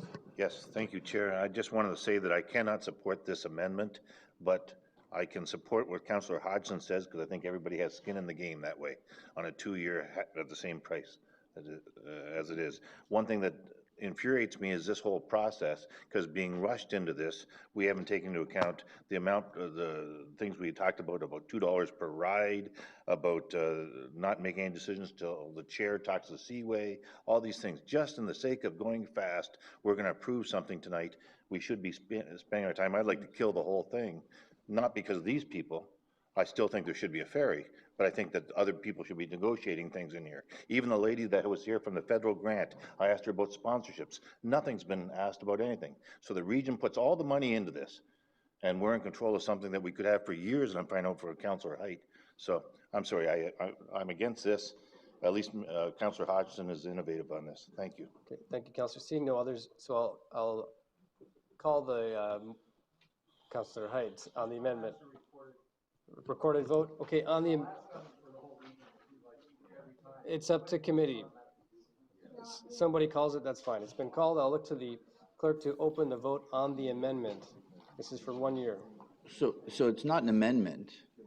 It's appearing as part of the main motion. Councillor, it's been highlighted as the amendment, and when the clerk is ready, if you can please open the vote. Open.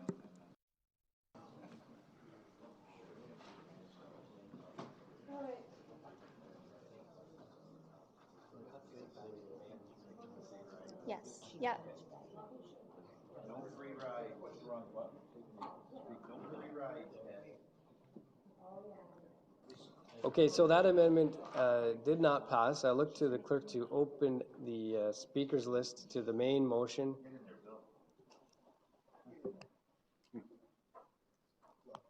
Councillor Timms, you're up next. Go ahead. Thank you, Mr. Chairman. I appreciate Council giving us the time to discuss this at Public Works Committee and again tonight. I appreciate the suggestion from Councillor Hodgson about the grant versus the operating. So first, I'd like to ask staff about how that would affect if the overall picture, if this was the motion that's on the floor, was Mayor Luciani's motion.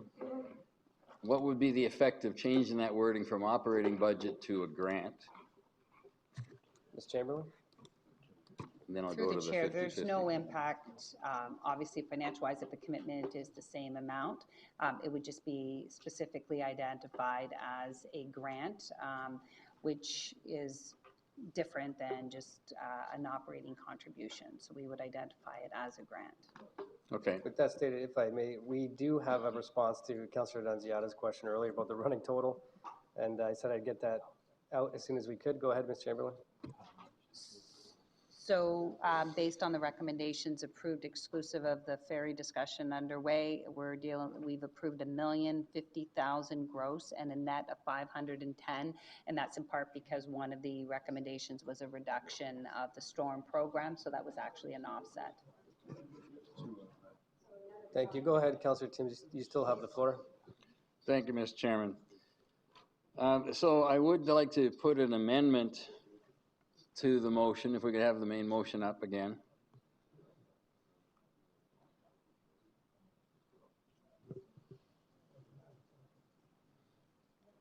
So, Mr. Chairman, as I had suggested at Public Works and in a number of discussions, I'm suggesting that there be a 50-50 split on that current operating budget, 50-50 between the region and the city of Thorold. Then that amounts to $33,250. And then that we add $33,250 to cover a couple of concerns that I heard. One was that the operating hours needed to go back to what was there in 2011. And that obviously intended to serve the locals better, serve the tourism users better. It doesn't change the cost to the region that was recommended in item 22, but it does put Thorold with skin in the game to the tune of $33,250. The region is in the game for half of that plus, or for $33,250 plus $33,250 to in essence upgrade the service to better meet the needs of the locals and the tourism industry. So in total cost, it costs the region, again, the $66,500 that staff had recommended per year. The amendment is intended for a grant, as suggested by Councillor Hodgson, and it'll be a grant for 2 years that it gets us to the 2018. So in effect, the cost to the region is the same for the next 2 years. It is a grant. It upgrades the service a little bit, and it gets us to the 2018 deal. So with that, I think it covers the issue of it's a grant, so it doesn't run on forever. Puts a little bit of pressure and a little bit of Thorold skin back in the game for Thorold. And it serves the purpose of putting the Seaway on notice in conjunction with what we passed at Public Works. Because you'll note in this recommendation, there's no discussion of the catamaran because it doesn't need any money for 10 years. We heard that at Public Works.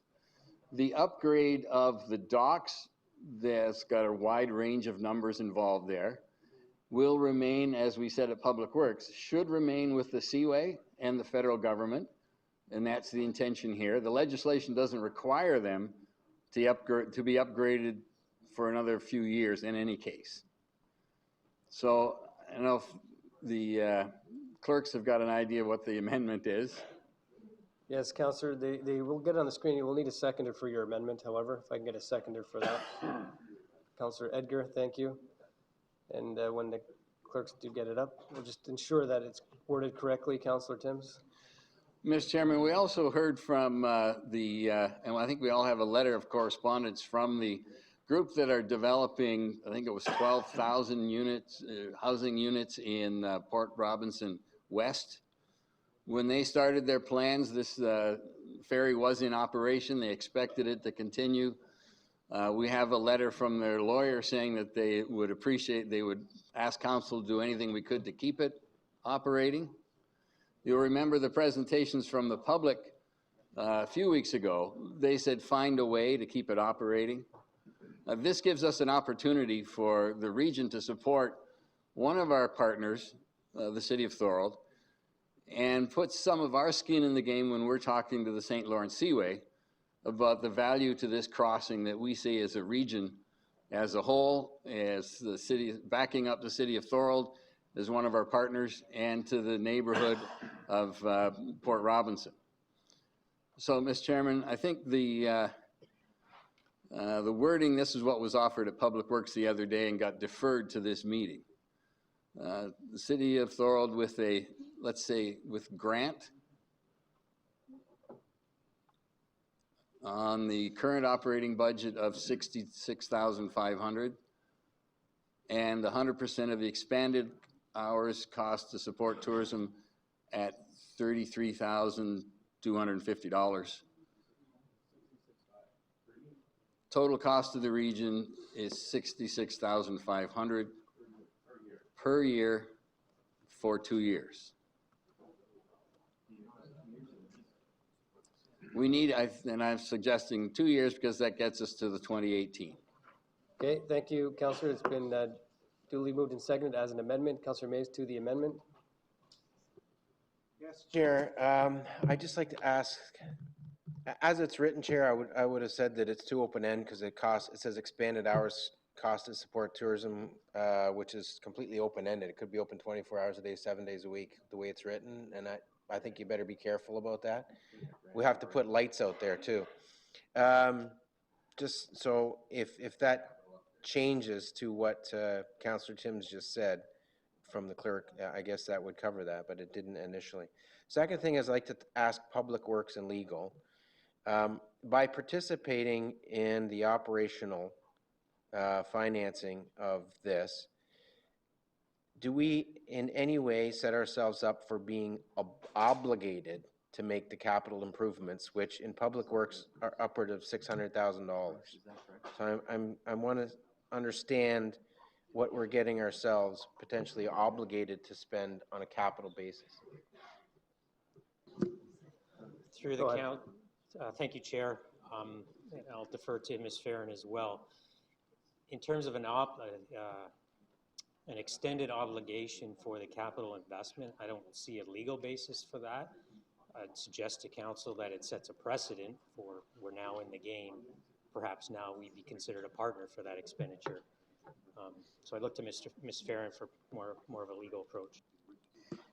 Through the chair, I think the issues would be best addressed between proper agreements being put in place between the City of Thorold and Niagara Region to set out the true roles and responsibilities and accountabilities. That would help clarify those situations. Making sure that it's clear that the capital investment's not a requirement of the Niagara region. That said, if the program is being operated with regional funding and we see that the capital is getting in a situation where we have concerns about potential risk of liability, the region might be in a situation, although not legally required to upgrade the capital, might have a moral desire to want to make sure that the capital is in solid running order, things like that. So those are kind of things that should be detailed through some arrangements between the municipalities, but in the absence of a lawful authority, you shouldn't have to, but you may at a time be concerned that the continued operation could put at risk for lawsuit if there is challenges. Okay, thank you. And the last thing I just want to point out to the mover who may consider this, during committee, several presenters and councillors talked about there being some sort of fee for service. This doesn't allow that. This basically says the two levels of government funding completely, and I think we should allow some room for some fee for service somehow. Thank you. Councillor Volpatti, on the amendment. Sorry, I thought I could support it, but I don't like the amendment the way it's written, so I thought it was a total of 66.5 for 2 years. For each of 2 years. Go ahead, Councillor Tim, so you can clarify. But the idea is that Thorold has to pay $32,500. The total cost is still $66,500.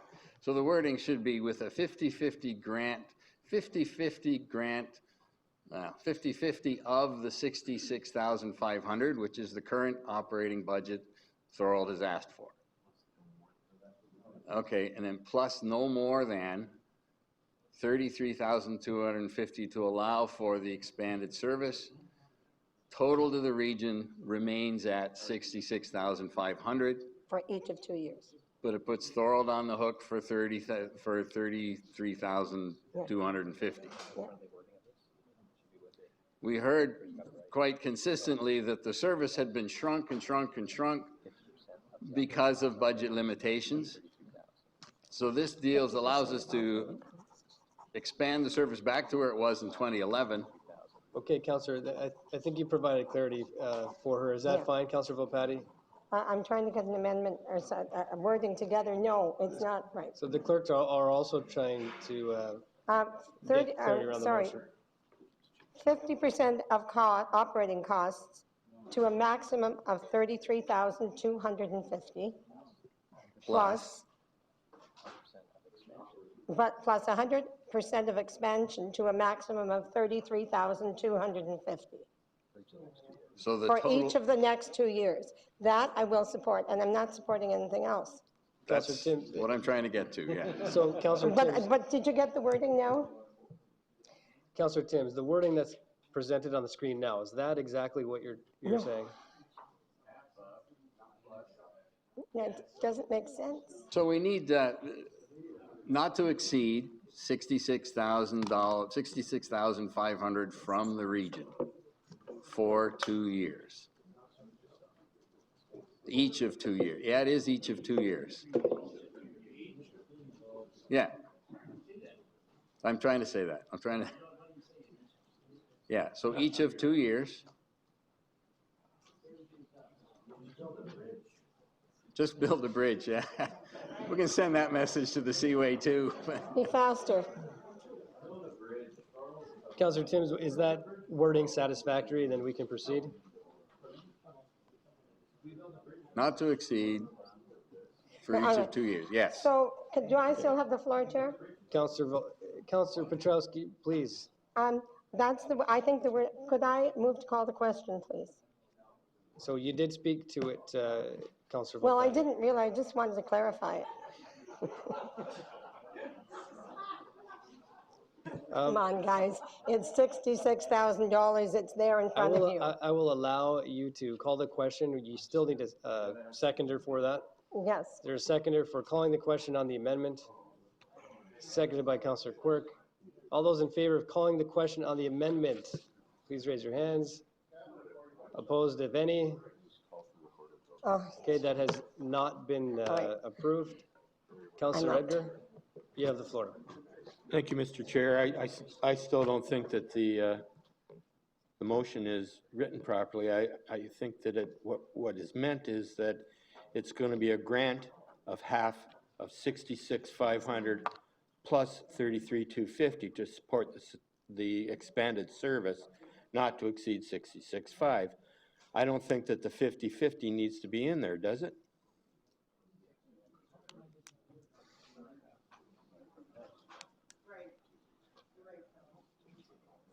Thank you, Councillor Edgar.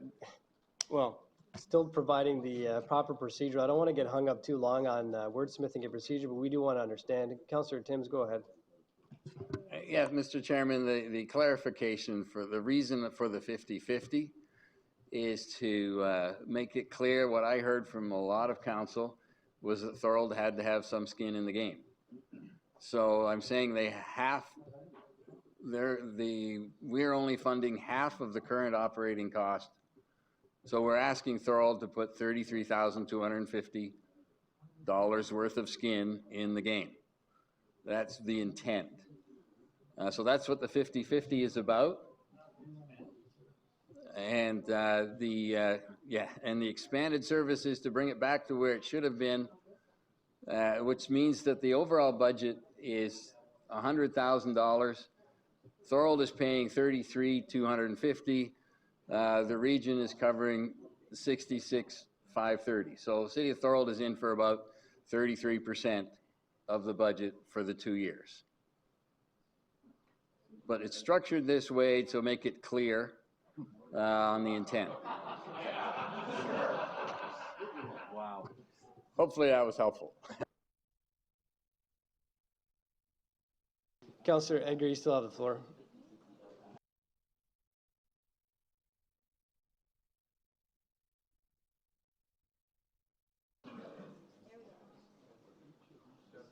Councillor Edgar has the floor.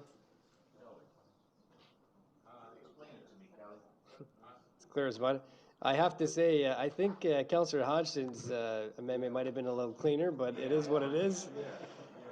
Councillor Marshall. Thank you, Mr. Chair. And yeah, I can't support this the way it is. I wonder, can we do this another time, get along with the meeting, and maybe we can wordsmith it differently. I don't know why the extra money is in there. I agree with the 50-50, which represents 33,000 in each of the next 2 years, period. I don't want to give an enhanced operational situation. I would happily support that, but that may be a game changer for a lot of people around the table that are prepared to support Thorold or give Thorold a grant. But the words, it's not the wordsmithing, it's the conceptual is almost impossible to put into words, but that's not good enough for me. Councillor Rigby. Thank you, Mr. Chair. I might confuse the issue. Councillor Diodati talked about this ferry and the services and what it meant to people from Niagara Falls getting across, and the fact that on Sundays it doesn't operate either at all or very minimal, which is where our tourists, a lot of tourists are traveling by bicycle. And I think the extension out of the 50-50, if you will, of the budget was to add on those times as part of the bicycle tour area. So in fact, during the Public Works discussion, we never really got to the part where we added what will be at the budget. And what was really suggested was that region support Thorold by a grant at 50-50 on current operational costs, and then extend the hours of cost, hour cost to increase the cost of time that operates, particularly on weekends. And we were looking at, recommendation was that the region as the tourism part pay for those extended hours. And I think that's where Councillor Timms has got the 50-50 grant of half 50 of the $65,500, and then add another $33,250, which I'm not sure where that number comes from, for the extended hours. And I think there's got to be some work done in here as far as what that extended hour cost is. But we're really stuck with having to deal with a budget. And so what we're doing is putting numbers in that possibly may be less than, but we're certainly not spending more than what we would approve today. So it does make sense for us to certainly absorb the costs of the extended hours for tourism across Niagara and the Circle route and all of those things that we hear are very important to the region. One will argue that we're not in the tourism business. The reality is, yes, we are, because we operate those types of operations. And many of our citizens are asking us to do it. The part that I've always have had is why the city of Thorold, the region of Niagara, should have to pay anything for that operation, because it was the federal government's bridge operated by the Seaway Authority that was mulled over by a ship, and I'm sure there was insurance coverage and payments made, and I'm not sure why they're not continuing to operate it. And that was why at our Public Works that we had asking the city of Thorold and the St. Lawrence Seaway to extend the contract so that we'd have time and work with the federal government to get some solidification of understanding about who's responsible. And certainly if you have to replace the catamaran, the recommendation there was that that be funded through an application of waterfront improvement plan, not by the region of Niagara, but by others. And there may be other opportunities, including, frankly, that new subdivision that's being built. Now that city of Thorold may not like that, because they may have ideas on what they may want in the way of parklands in that same development. But I think there's a lot of work that has to be done. As Councillor Timms has been saying all along, if we're going to do this, we've got to have some time to work out the kinks and insist that we have the federal government involved in the discussion with the canal authorized operation. Thank you, Mr. Chair. Thank you, Councillor. So there's an understanding here. It's 66,500 in 2016, 66,500 in 2017. Councillor Petrowski. Thank you, Chair. I'll be voting against this. I think it's fair that the spirit of Councillor Hodgson's motion for the 50-50 support. I think we also have to, and I know Councillor Gale will be up if this gets defeated, we have to protect ourselves on the capital side as well. It's nice for Councillor Timms to suggest that the Seaway is going to have skin in the game, but that's unicorns and rainbows to me. And he hasn't put this in his motion. He hasn't given us any insurance policy that half won't mean half for capital eventually. So I hope we defeat this. I don't accept that we have to be funding on the rope for the extra hours. The original ask was half. There was no extra hours, so I'll vote this down, and I hope the rest of us get to the motion that I think would be carried. Thanks, Chair. Thank you, Councillor. Councillor Gale. Thank you, Chair. And like Councillor Petrowski said, I think I'm next on the speaking list if this gets defeated. I will not support this. I'll come through with Councillor Hodgson's if I'm before him or he's before me for 2 years at $33,250. But Councillor Annunziata and I would add on this going back and forth. We didn't understand any of this until you just explained it. We speak English. We don't get it. So thank you. Councillor Annunziata. We do. We do speak English. Absolutely. I'll be brief because I know this issue's taken up way too much time, especially for our colleagues that made the journey to support this. I think it's important. I really do. I think it's important to strengthen our transportation corridors, especially when we're looking at developing that connectivity, when it comes by rail, when it comes by highway, and certainly by ferry. I have no problem supporting this. Or in a different revised version. I want to support our friends in Thorold, but as long as it comes with the caveat that there's a sunset clause and it coincides with the Seaway Authority's agreement in 2018. Councillor D'Angelo. Thank you, Mr. Chair. I was just going to offer if Councillor Tims would just change or add a word in there where it talks about the 50-50 grant of half of the operational costs. I think that would help ease some of the concerns of some of the councillors I've heard this evening, that it just strictly deals with the operational costs. I'm not going to speak too long on this. This item should have really been dealt at committee and had some banging out and then brought forward to council here. But this is, we get ourselves into trouble here because we keep deferring stuff without making a decision, and then we waste, or I shouldn't say waste, we have some good discussion here for a long time. And I hope we could come to a resolution tonight of some sort, especially for the sake of those sitting out in the audience. Thanks. So if Councillor Tims could add that, and I'll let whoever's writing it put it in the appropriate spot, but call it operational costs. Councillor Tims. Okay.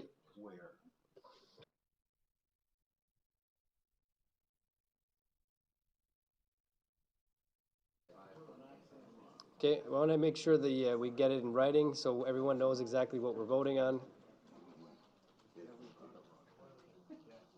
And so seeing no other speakers, when the clerks are ready, we'll ask them to open the vote. To be clear, the exception of this amendment, there would be no other main amendment. As you'll see at the top, the original one would be struck out and this would be in its place. Okay, go ahead. Recorded vote has been called. Vote is open.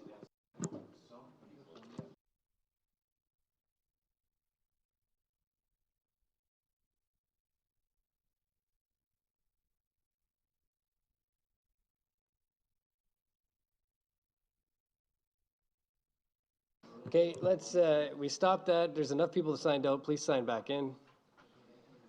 Thanks.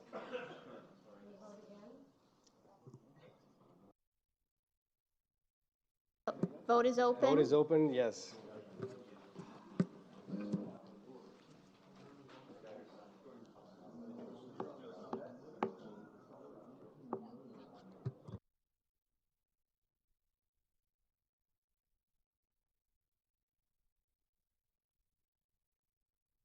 That is carried, thank you. At this time, I look to Councillor Volpatti.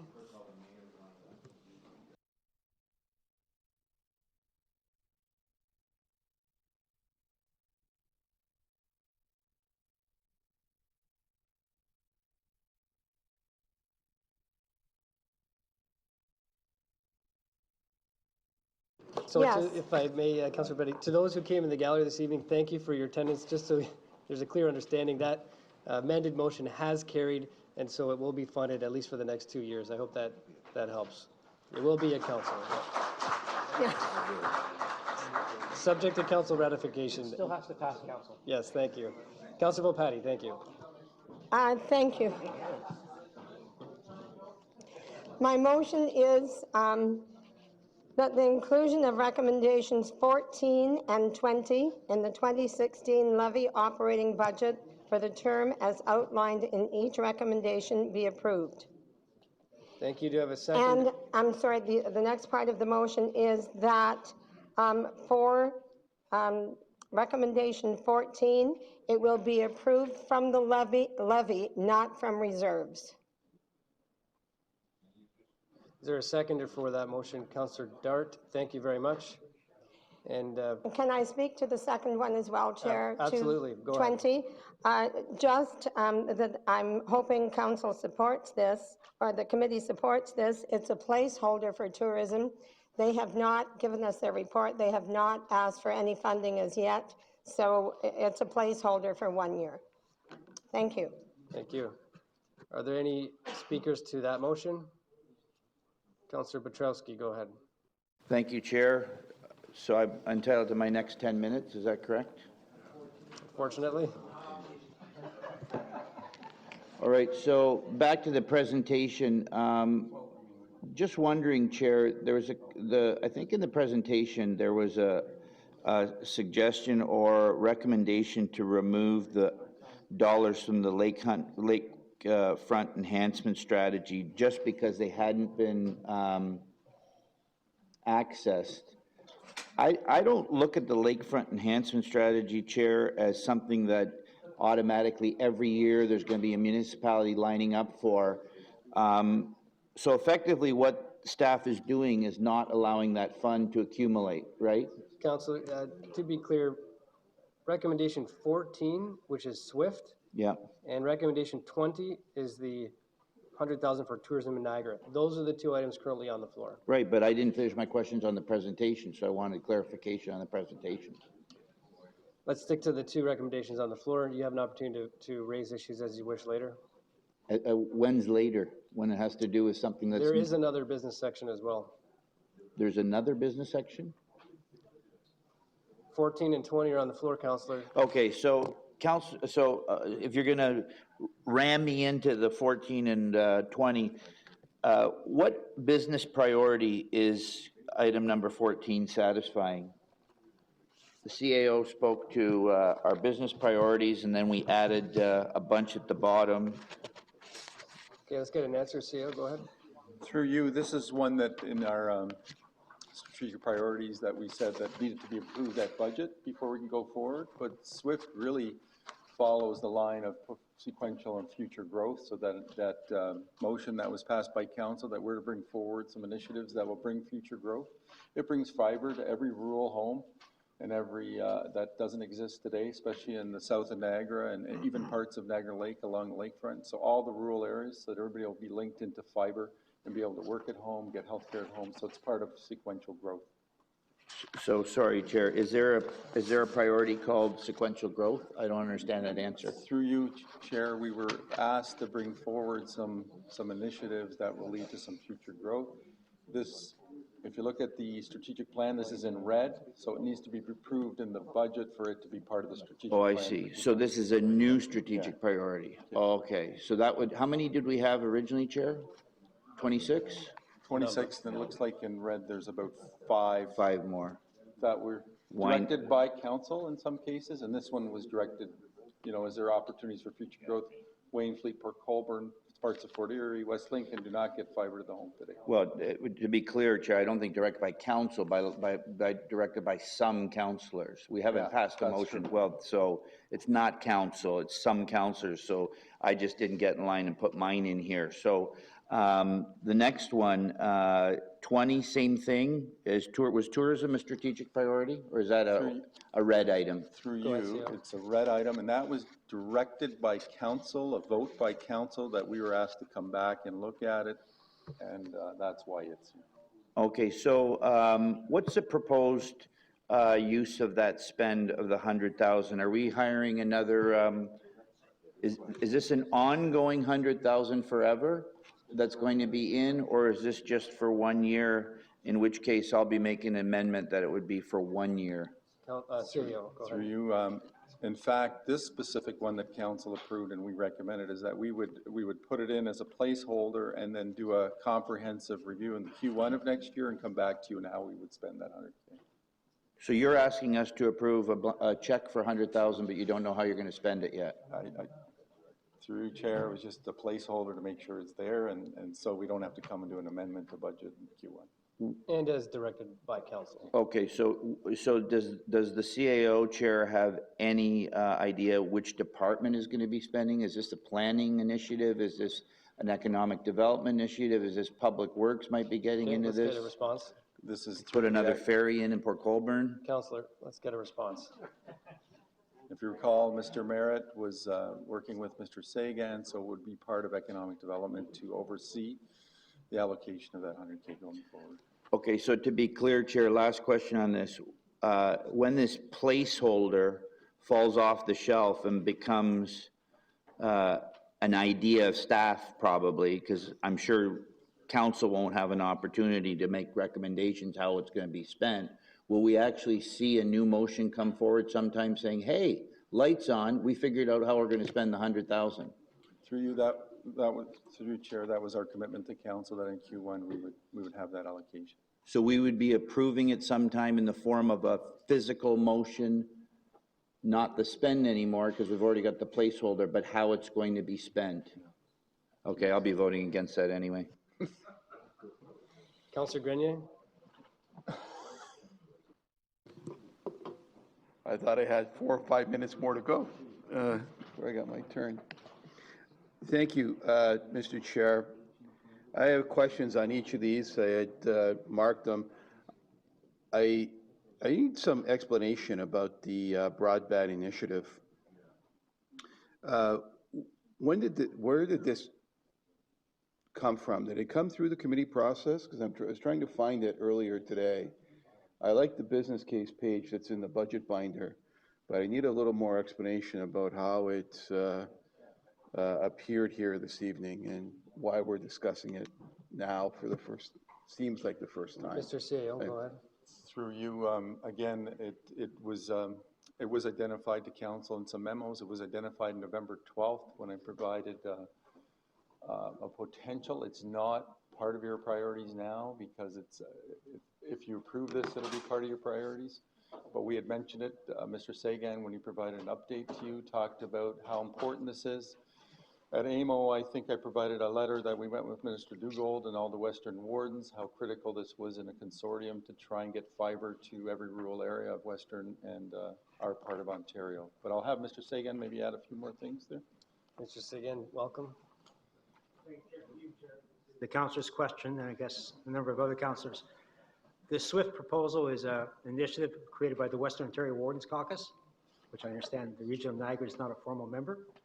This follows an effort by the Eastern Ontario Wardens a number of years ago, which was successful, getting a provincial and federal funding to extend high-speed fiber optic across rural parts of Eastern Ontario, in case with the assistance of some of the industry partners, so that rural areas who are not in the major urban areas will have the same access as others, supported by the most senior levels of government. The Western Ontario Wardens have been at this for several years. Earlier last year, shortly after it started, I was informed of the proposal, but it didn't seem to be going too far. Later last year, it seemed to be ready to be supported. We've made the efforts to be up to date and indicate to the Western Ontario Wardens we would be interested, same terms they had, but everything would have to come back to this council for the full funding.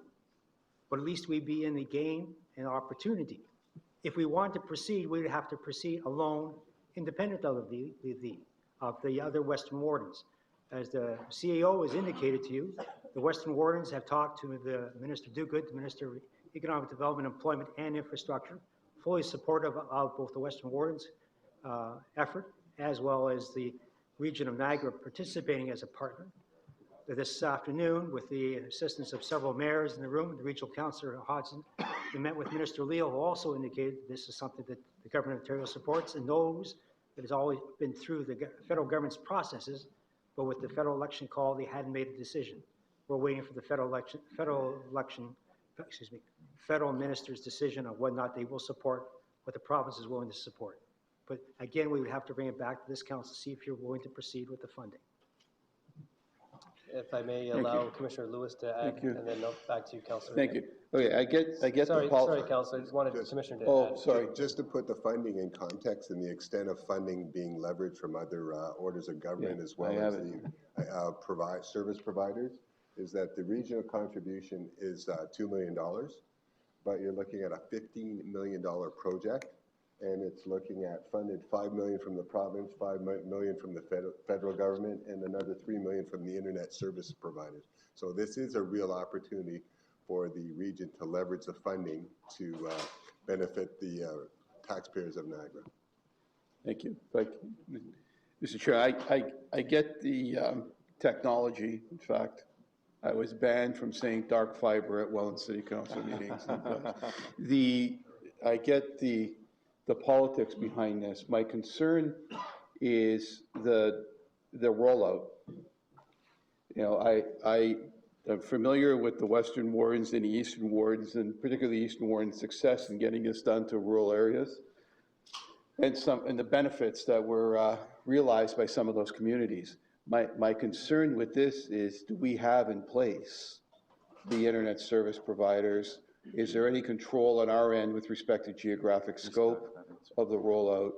And I am concerned about strategy here, because if that's not the case, leaving it in the reserve is actually a prudent course of action until those come to the table, and that the project gets rolling. And if we choose to be flexible in the future, moving it back and forth between funding from reserve and levy in future years, I'm willing to have that conversation. But for this year, and to meet our guidance and to kickstart this program, I believe that this should be, that I believe Councillor Lopati's good intentions might not be beneficial in actually achieving this goal. But I'd like to hear Mr. Sagan's answer about the rollout. Mr. Sagan? So through you, Mr. Chair, the Niagara Regional Broadband Network has been the one that brought it to my attention. They were supportive of this. We've kept in touch with them. They would probably be the likely first internet service provider in the region, given their place in this region, to participate. The package would be negotiated with the Government of Canada, Government of Ontario, and the other parts about how we move this along, how many years the project would last, whether we spread it over 4 years or spread it a little bit longer. This is probably directed by how long the federal government, the provincial government wish to expend their dollars. They may wish to stretch it a bit longer. The other piece that is that we're at the moment, I've got a consultant hired with my colleagues at the Chief Information Officer, with the support of all the Chief Information Officers in the region, about the other major participants, just about how much do we actually need, how thin on the ground are we in certain spots, how exactly the dollars, and how fast and how properly we could go forward. With that study completed, as of the Western Wardens have already done in their regions, because we're slow to catch up, we will have the details that you asked for outlined. This is it. This is the best answer we have for you about how we can make this project work within the timelines available or provided to us by the two senior governments in terms of their funding. If I can, just, Mr. Chair, one more thing about the arithmetic. The ratio here of 2 million over 15 million, if it comes in at less than 15 million, it's a proportional contribution, or are we stuck at 2 million? If I may, through you, Mr. Chair, and to the councillor's question, we would reduce our contribution accordingly. Yeah, that's not clear actually, but it's important to know that. Again, I'm in favor of this project. Again, I would hope that because of the importance of this, we would have brought it through a committee process so that we could have actually told the public what we were doing before we approved it in the budget. I think that we might be missing a good news story here, bringing high-speed internet and connectivity to West Lincoln and Wainfleet and parts of Niagara-on-the-Lake, and doing our job of greasing the wheels here from a regional government. But this kind of expedited way of moving this through, I think we might be missing something. I still think that this should be remaining in the reserve fund drawdown for 2016. And then if we want to have that conversation in future years about funding it through the levy, if there's capacity to do that, I'm not so sure that crowding out sewers and road construction from the capital reserve, from the capital levy is a prudent course of action on this when we have sufficient funding in the reserve fund. So I'm hoping that if with your direction, I don't want to debate this for an hour. So what would happen here? Because the amended motion says to put it back in the levy. So the motion is as it stands. It has not been amended yet. It is the councillor's motion. No, actually, she amended because staff recommendations from the reserve. If I may, this is the motion that Councillor Volpatti put forward. Okay. She did not put forward the staff recommendation as it's worded. Councillor Burrows. Mr. Chair, and I'd just like some clarity on the role I just heard with the Niagara Regional Broadband Network, which is owned by local municipalities. And I'm rather surprised that they weren't bringing it forward. They guarantee that the mush sector is looked after. I think they've done an extremely good job. And I understand that Port Coburn's just sold out, hasn't it? Anyway, I'd like to know more about the relationship of NRBN with this SWIFT program and why it isn't coming from them to us rather than from the western, southwestern, whatever. That's great, thank you. Mr. Zagan, go ahead. Councilor's question, Niagara Regional Broadband is aware of it, as I mentioned earlier to Councilor Grenier. They were part of the initial discussions, but this was developed by the Western Ontario Wardens Caucus. They created the SWIFT concept, similar to what the Eastern Ontario Wardens have done and have been approved by the two senior governments. They follow that same path. It's their initiative. They offered the opportunity for us to participate, and we took the opportunity to participate given the thought that this initiative might be passed early in 2015. As this extended over time, we were finding the other details that we needed to require. I guess my challenge is that you say that the NRBN have been involved at the beginning. Are they involved now? Is this part? I mean, there are broadband leaders in the whole community, in the region. Yeah, yes, they're involved. To you, Chair, yes, Councillor, they're involved. However, this is an initiative of municipalities outside of this region. We're asking to participate in what they've already started. So this is not for the internet service provider to join, it's for whether or not the region wants to join and fund it. The internet support service provider would get the benefit of the funding if they were the ones that did the actual work. They would get the benefit of having the two senior governments help finance some of that work.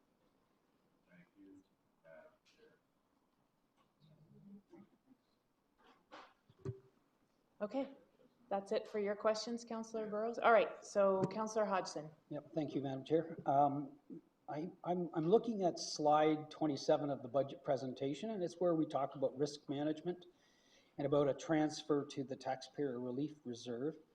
And I'm certainly really supportive. Quite simply, we can't just talk the talk about economic development. We do actually have to invest in some key drivers to support growth in particularly agri-food industries. So this is really important. What I guess I would like to know is, are we this evening, and this would go back to the last item we dealt with as well, are we approving expenditures that would actually put our budget levy increase over 1%, or are we drawing down from the taxpayer relief reserve transfer that was 1.55 million, and that's, you know, it was recommended, I understand, and agree as well, to try to mitigate potential risks within our budget. So I guess I'm wondering, like, where does that $500,000 come into our budget? Is it a levy that's part of the zero where we are, or is this an add-on? Because I rather would suspect these would all be add-ons. Through the chair, there's a number of options, potentially with an increase of 500,000 being earmarked from the levy rather than from reserve. We could look at modification to the risk management or the risk mitigation number, or potentially council may see fit to modify another recommendation in a different direction, or potentially at an incremental cost to the total overall levy. So there's basically three ways we could go. So there are a couple of ways we could go, but it is, in fact, it is affecting us as we bounce around the zero levy increase, right? Okay, and then I guess to the inclusion of the $100,000 regarding tourism, we just approved a $33,500 or $250, can't remember, but over $33,000 to enhance the operation for tourism purposes. Would we be able to fund that out of this $100,000 levy? Yeah, well, that's the operations. I'm talking about the enhanced service portion. Through you, the tourism through you, Chair, the tourism, 100,000, if you recall the presentation, and Mr. Sagan can compliment if I'm wrong, but there was a lot of stakeholder involvement where they thought the region should be more of a connector to all the different agencies because they were up, to complement the RTO, and as well as some signage for tourism, and there were certain tags. So no, this would probably, the 100,000. So it probably wouldn't be able separate program to be accessed for that particular program. And I'm just trying to see if there might be an option here to not duplicate our levy. The $100,000, again, that would be either a drawdown on what we might consider to be risk mitigation funds, or over the 0% on the levy. Through Madam Chair, the 100,000 is proposed to be actually in the operating budget in the base. It's not a draw down on the reserve. Okay, thank you. Okay, Councillor Height? Yes, number one, I'd like them split and voted on separately if I could. I will speak to both issues. Up to about 13 or 14 months ago, the company I work for was an internet service provider. I no longer have that issue because we sold that part of the company to another internet service provider. So I don't have a conflict. But I can tell you how important it is to have high-speed internet throughout Niagara.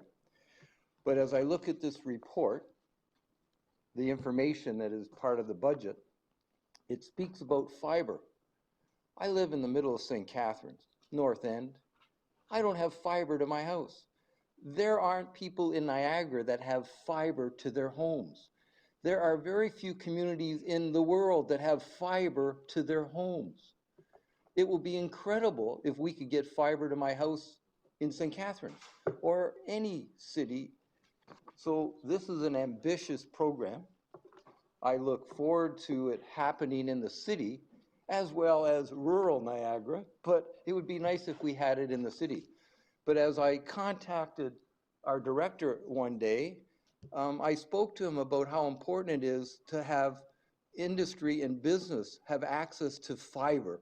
That's more important to have it in the homes in Niagara, because that will draw more people into Niagara. And the pipe goes right down the highway to Buffalo and has for a number of years. And there are routes that fiber is available. And in Grimsby and anywhere along the highway, if we could set up areas that have fiber, true high speed. When we were at FCM and I was at, I did a tour in Edmonton with the kids that were in an incubation program. It was incredible. They have fiber so they could work at lightning speed and do things that you and I can't do in our homes with Cogeco or Bell or whatever fiber that you have, because it's important. But I'm bringing up back the 4-year aspect because it's important for us to have fiber. So I hope that we make sure the businesses in Niagara get it first and foremost, because that will generate jobs. Jobs will mean more money for our residents. More money for our residents take care of all kinds of issues and brings growth and economic prosperity for all of us, and that's important. So I congratulate staff for jumping on board here, but I hope there's some money to make sure we have fiber connected where it's really important in my mind. But as I brought up earlier when we spoke with the first group, 1, 3, 4, 9, 13, 15, 16, 28, half of them had a number of years associated with it. Folks, if we get involved in this, it's not 1 of 4 years, it's a 4-year commitment, because you're signing a deal, in this case, a $15 million investment in fiber into Niagara, which will be incredible. So I applaud staff for doing it. I don't like the way it's being done. I think we should have had a wholesome report, discussion at committee, and then committee come to council, and then council come to budget. And this whole thing's asked backwards in my mind, what we're dealing with tonight, because it should have been going through that process instead of referring to budget time. Well, folks, we're going to be here for a number of days. Councillor Petrosky wants to spend 10 minutes on issues. I want to spend 10 minutes on 10 issues tonight. So we're going to be here for a long time.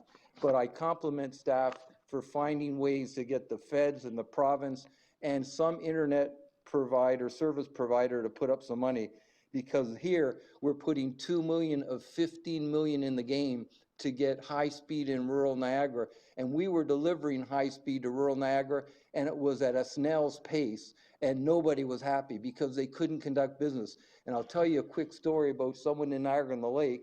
Someone moved from Toronto to Niagara-on-the-Lake, and they called me and said, can't we get high speed? And we were delivering high speed 10 years ago. Well, high speed 10 years ago isn't high speed today.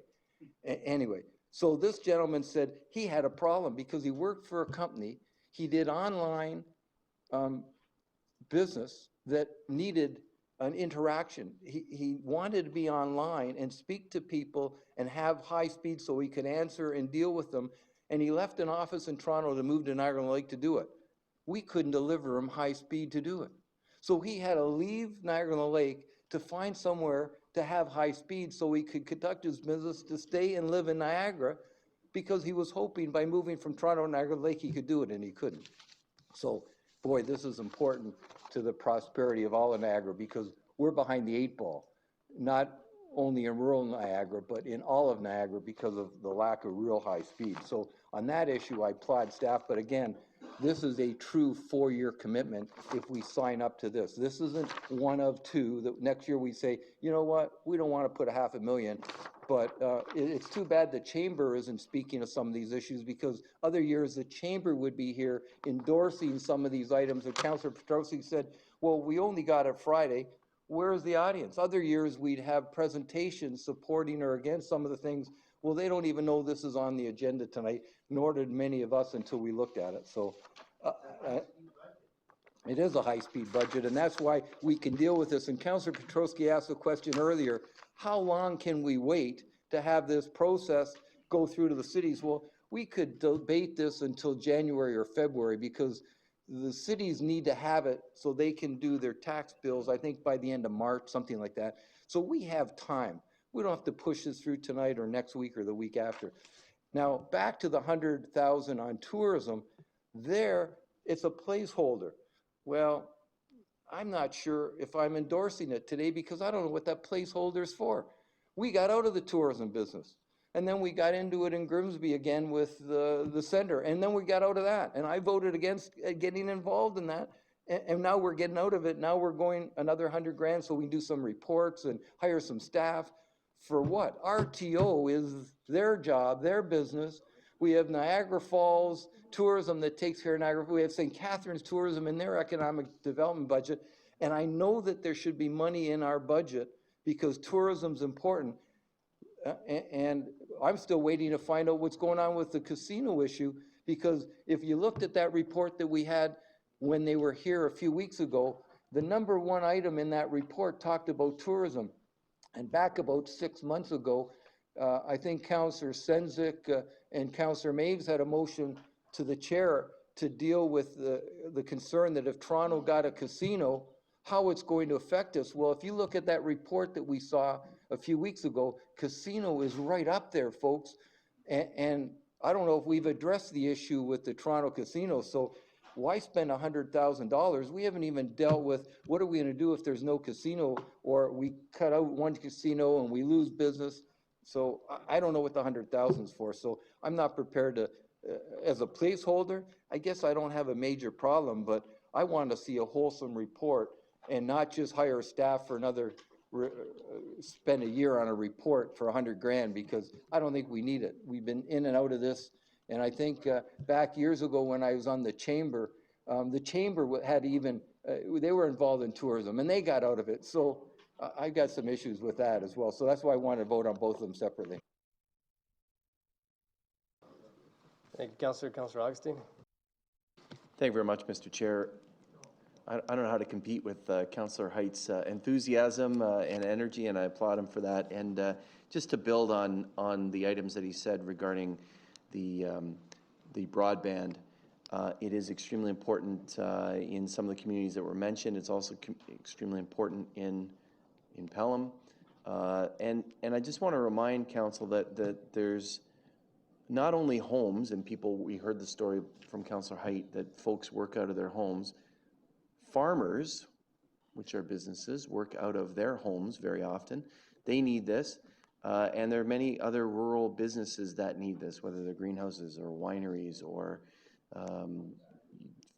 et cetera, et cetera. There's all kinds of different businesses there. I don't want to name one, but there's a gentleman here representing one that says that this is extremely important, and it is. And so I applaud staff for this. This is one of those that builds and builds and builds. The dividends, we invest a little bit here, and with the federal and provincial government, I applaud our crackerjack, Mr. Seguin, for this. There's a potential for a real huge payoff for Niagara and really to move us forward. So that's extremely important. I'm pleased that Councillor Height asked to divide the motion. I am not going to be supporting the tourism piece either for all of the reasons that he accentuated. And I'm not going to go into those because he did a great job. Thanks, Mr. Chair. Thank you, Councillor. Councillor Timms. Thank you, Mr. Chairman. Speaking to the two items, first I wanted to agree with Councillor Height about, and several others actually, about the notion that none of these items have gone to committee. Many of these items should have. And the process and the work that's in the binder is great. It would have been great to deal with some of these business cases at a committee level. I think it would have been helpful. Second item is to item 14. I'm pleased that it is a 4-year deal. I understand that the value and the length of the commitment has to be real for it to make good progress, and that it is about encouraging the job generators primarily. And then to comment on item 20, totally support this initiative. The business case is there. I think there's some more specifics we will work on through the year, but it's been clear to me for a number of years, the RTO is not doing the job for 9 out of the 12 partners in this Team 1 Niagara. And it told us from day one it was not going to do anything that we were already doing. This council misunderstood that message and said we're out of tourism. We got back into it. The message is totally confused. This is a clear statement, at least to the regional departments, that anything we can do to help tourism, we should. I have dealt with planning, I've dealt with public works, and they all say the same thing. Sorry, we're not in tourism. So we're, as a planner, as a public works, we're not going to do anything that supports tourism because we're not in tourism. So this motion and this budget restates the fact that the region is there to help tourism some way or another. And really, we've got to get back into the business because, as I say, the RTO doesn't serve 9 out of 12 of the partners in this one Team Niagara. Thank you. Councillor Nunziata. Thank you, Mr. Chair. Speaking to 14. Now, basically, it's a shared partnership. That's what I'm reading. $2 million for the region, and this is over the 4-year term. $3 million from the private sector, $5 million from the province, and $5 million from the feds. Now, have those dollars been committed at the provincial and federal level, or is this our buy-in to proceed with that particular funding model?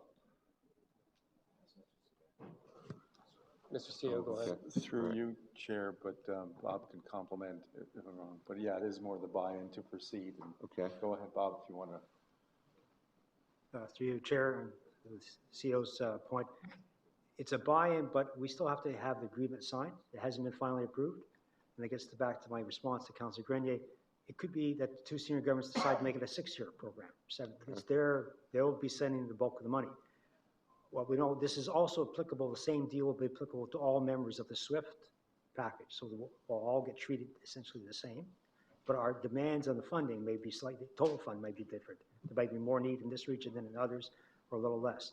And if I have the floor, Chair, to the Councillor Heights, the study we're doing will help us define what would go first, what are the highest priorities, what are the easiest high fiber optics to reach. And Councillor Heights' point, be some areas of the region be easier to get to first year, then go second, third, fourth, or 5th years. So that's the kind. We will be hitting most of the businesses farms, homes, to allow them to have the same access as many others in this region do, but also allow them to do the kind of business activities they wish to do with the capacity to be as modern as any other parts of Ontario. Thank you. And through the chair, I guess to Mr. Seguin, Bob, you can just stay there because I got one more question. Obviously, we want to be good partners with our lower tier municipalities. Is there an opportunity for buy-in at that level as well? I guess what I'm hearing is I'm hearing these numbers are not necessarily written in stone. And I'm just wondering if we're going to have a more, I guess, fulsome report come forward once the details of the agreement.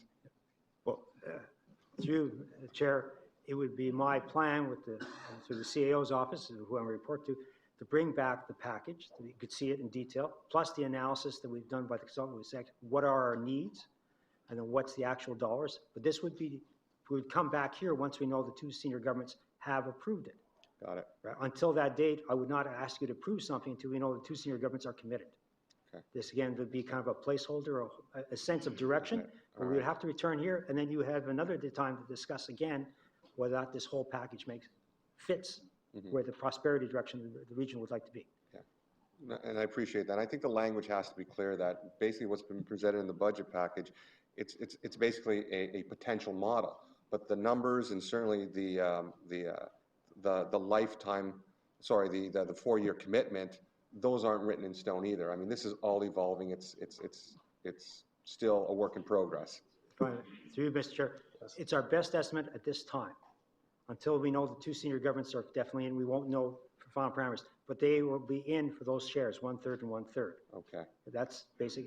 We will be working with the internet service providers for their industry contributions. Based on the fact that this package would go across Western Ontario, will attract a number of internet service providers to say this is their opportunity to do the extra expansion of the fiber network that they wouldn't be able to do on their own given the demand that exists at the moment. That's how we would do this. And then our share would be the lower amount of money. I appreciate that. Thank you, Mr. Thanks, Chair. Councillor. Councillor Gale. Thank you, Bob. If you don't mind staying there, I'll be asking you questions in a second. Chair, is this what happens every year? Like we get all these things and we have to rush through them to approve them without the due diligence and committees and stuff like this? Is this what happens every fall? Because this is not what I got voted into. So, Councillor, last year, I believe there were 12 recommendations. This year is a unique position because we've parked aside the assessment and the uploading. And so that's what we're considering tonight is the 30. Now, as I've stated and the CAO stated as well, it's committee's direction. They can approve all or none or anything in between or put their own motion forward. The committee's still in the driver's seat. There's no, and as I stated, there's no pressure to get this approved tonight. We have another meeting scheduled December 3rd if it flows over. So sorry to interrupt you. In a conversation like this, it's probably a good idea. Member Height or Councillor Height mentioned how good idea this is, but the end doesn't justify the means. Is $500,000 the number? Should it be $400,000? We've done no diligence on this whatsoever. Should it be tendered out? I don't understand any of this. But I can go on with a whole bunch of things on this item here that should have come to committee. We should have had time to do, but we shove them through so swiftly. The ferry, for instance, we should have more of a conversation on it. But regardless, I'm talking about this one here and that. Why are we being rushed on this? And what's the downside if I say no to this? I'd like to have somebody explain to me at council whether the 500,000 is the number or is there some other system. I get the idea behind it, but in this case here, all these items, $100,000 for tourism. Let's lump everything here. Let's have 100 items to go through. I'm venting, but I think I'm right. The end doesn't justify the means on this. So if we said no to everything on the list, not that we're going to, and we haven't already, are we killing it for a year? Go ahead, Commissioner. Through you, Mr. Chair. I'll start with the first question, and that is to Councillor Gale, is that we're dealing with our budget tonight, and what happens is there's a series, because we're in a position where we're trying to, based on feedback we received from council last cycle, is we want to be very clear in terms of what certain programs were, and council want to be very clear that they are making approval of these programs rather than all being lumped into one budget.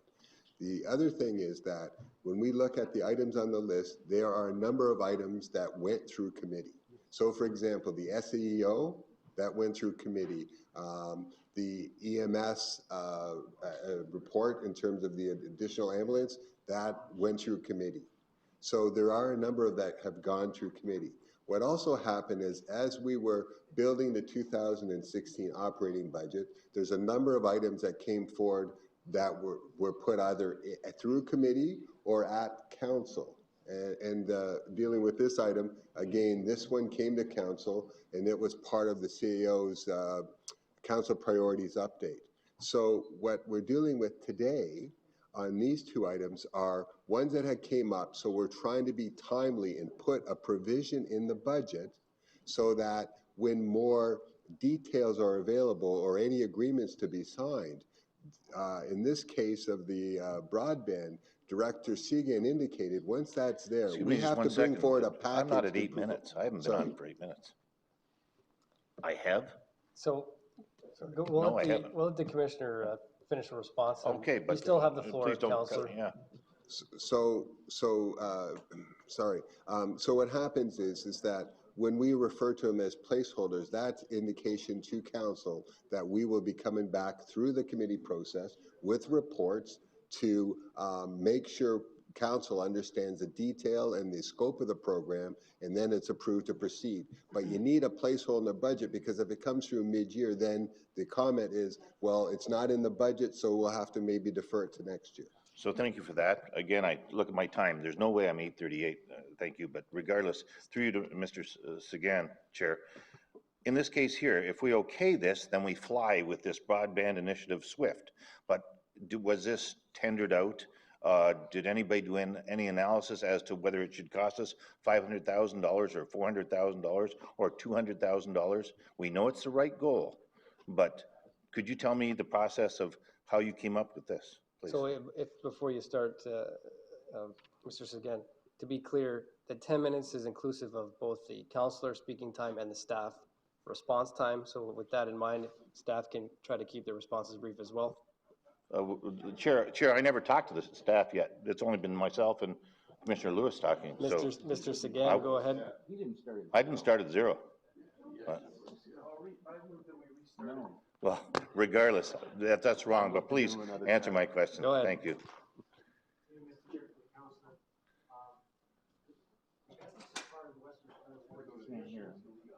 Could you turn your mic on? I can hardly hear you. I'm sorry.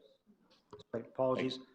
Since this is part, through the chair, council, this is part of the Western Ontario Council, Western Ontario Wardens Council initiative. They've been at this for several years. They're further along.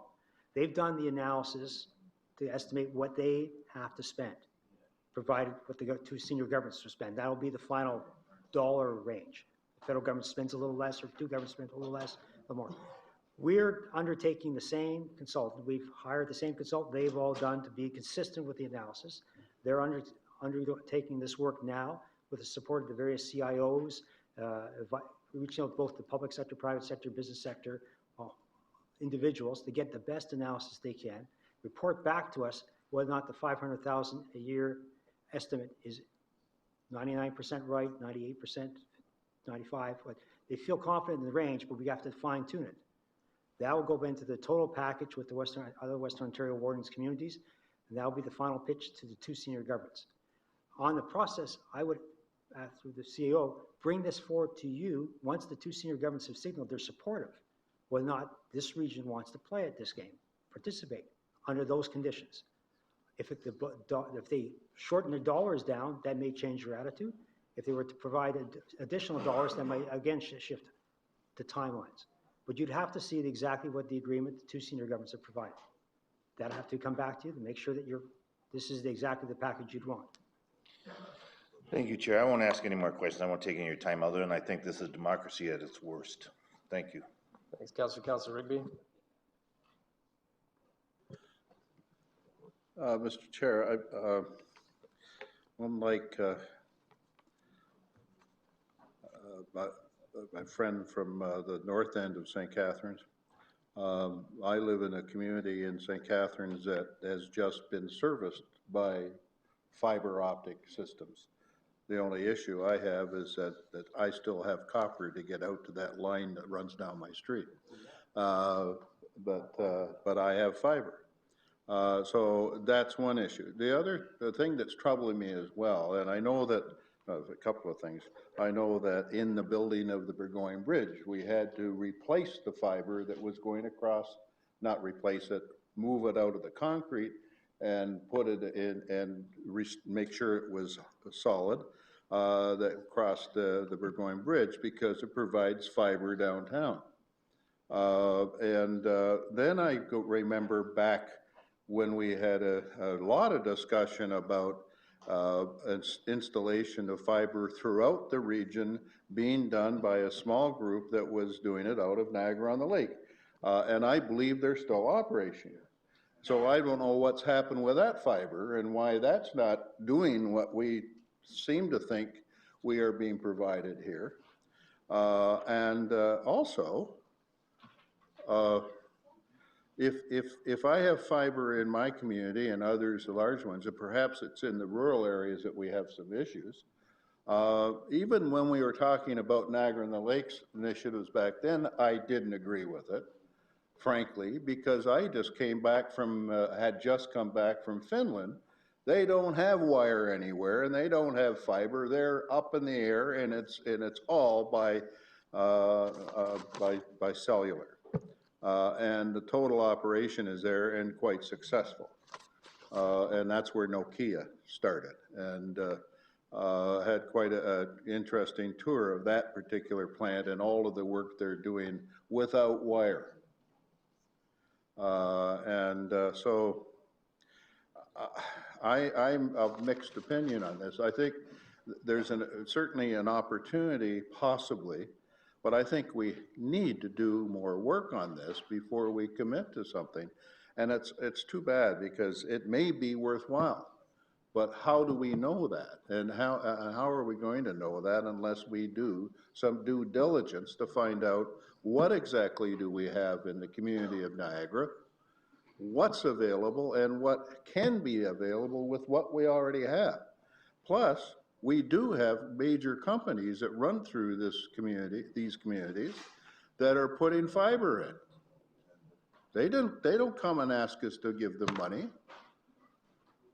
So I have an issue with that, and it's unfortunate because I'd rather see us defer this, have some discussion, and then make sure that we're in place with going forward. If someone would defer it for period, I don't know whether by putting the 500,000 as a placeholder, I don't want to send a message out saying we're on board. So I believe I'm going to have to vote against this item, and certainly as to the 20th item, I believe that we have no option but to be involved in it.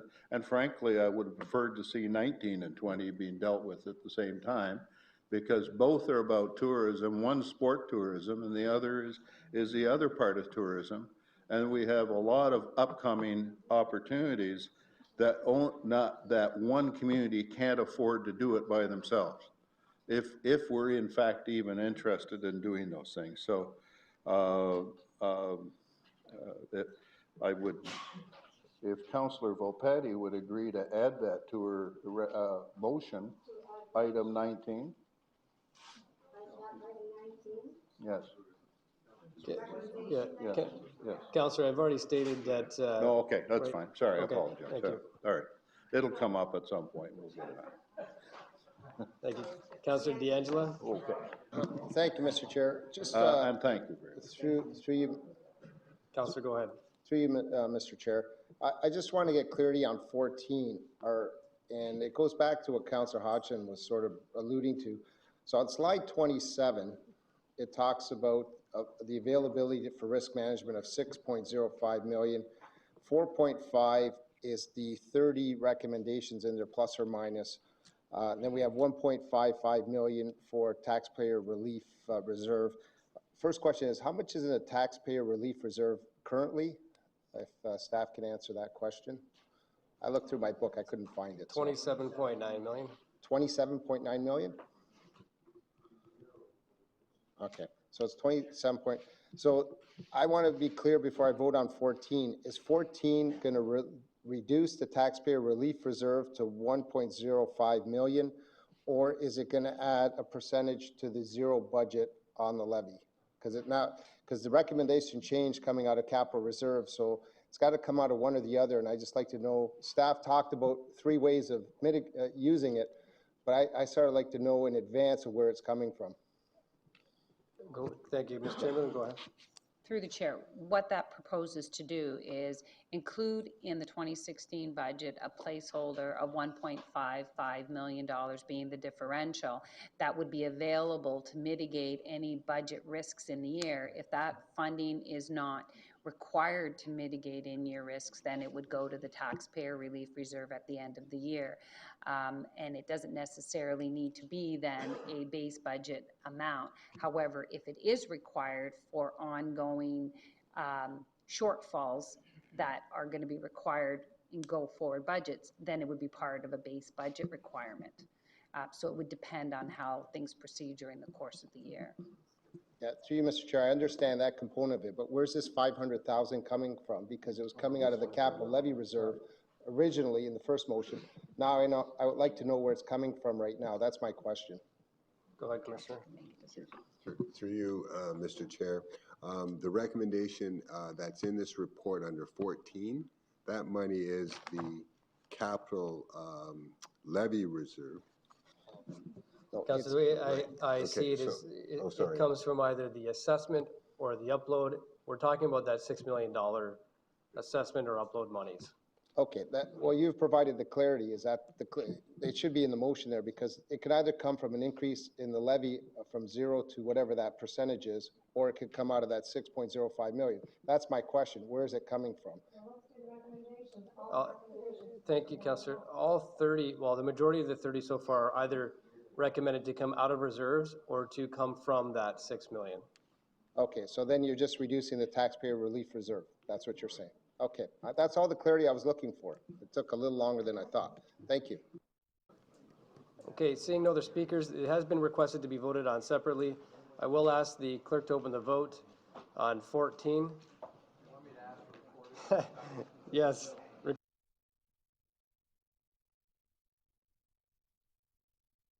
The vote is open.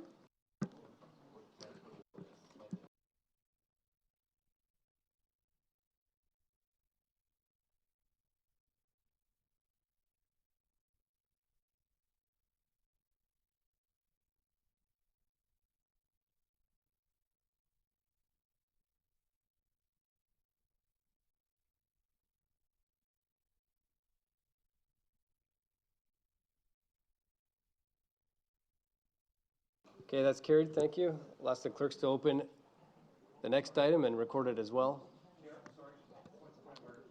Councillor Quirk. Okay, if that can be corrected. Thank you. Item 20.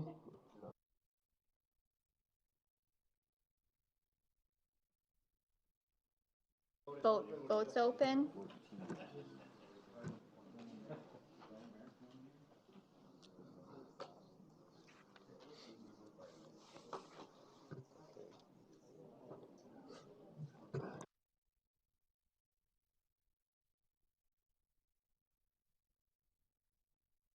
That's also been approved. Thank you. At this time, I'd like to ask staff to provide us with an update. Through the chair, at this point with the approvals, we are 1.7 million gross and 1.3 million net. Great, thank you. And with that, Councillor Gale, you have a motion next. Thank you, Chair. For number 5, in place of number 5, I would like to add or put in that the inclusion of an additional one-time $200,000 in the 2016 levy operating budget for an external review to conduct an analysis of the ambulance resource enhancements for 20 permanent FTEs as found in recommendation 5 be approved. That's my motion I'd like to make, and I don't feel that this is compromising service, and I feel that we may need more, but as far as that, I feel that that's what we should do. Thank you, Councillor. I have a seconder for that motion, then we can get up on the screen for clarity. Seconded by Councillor Volpatti. Hold on.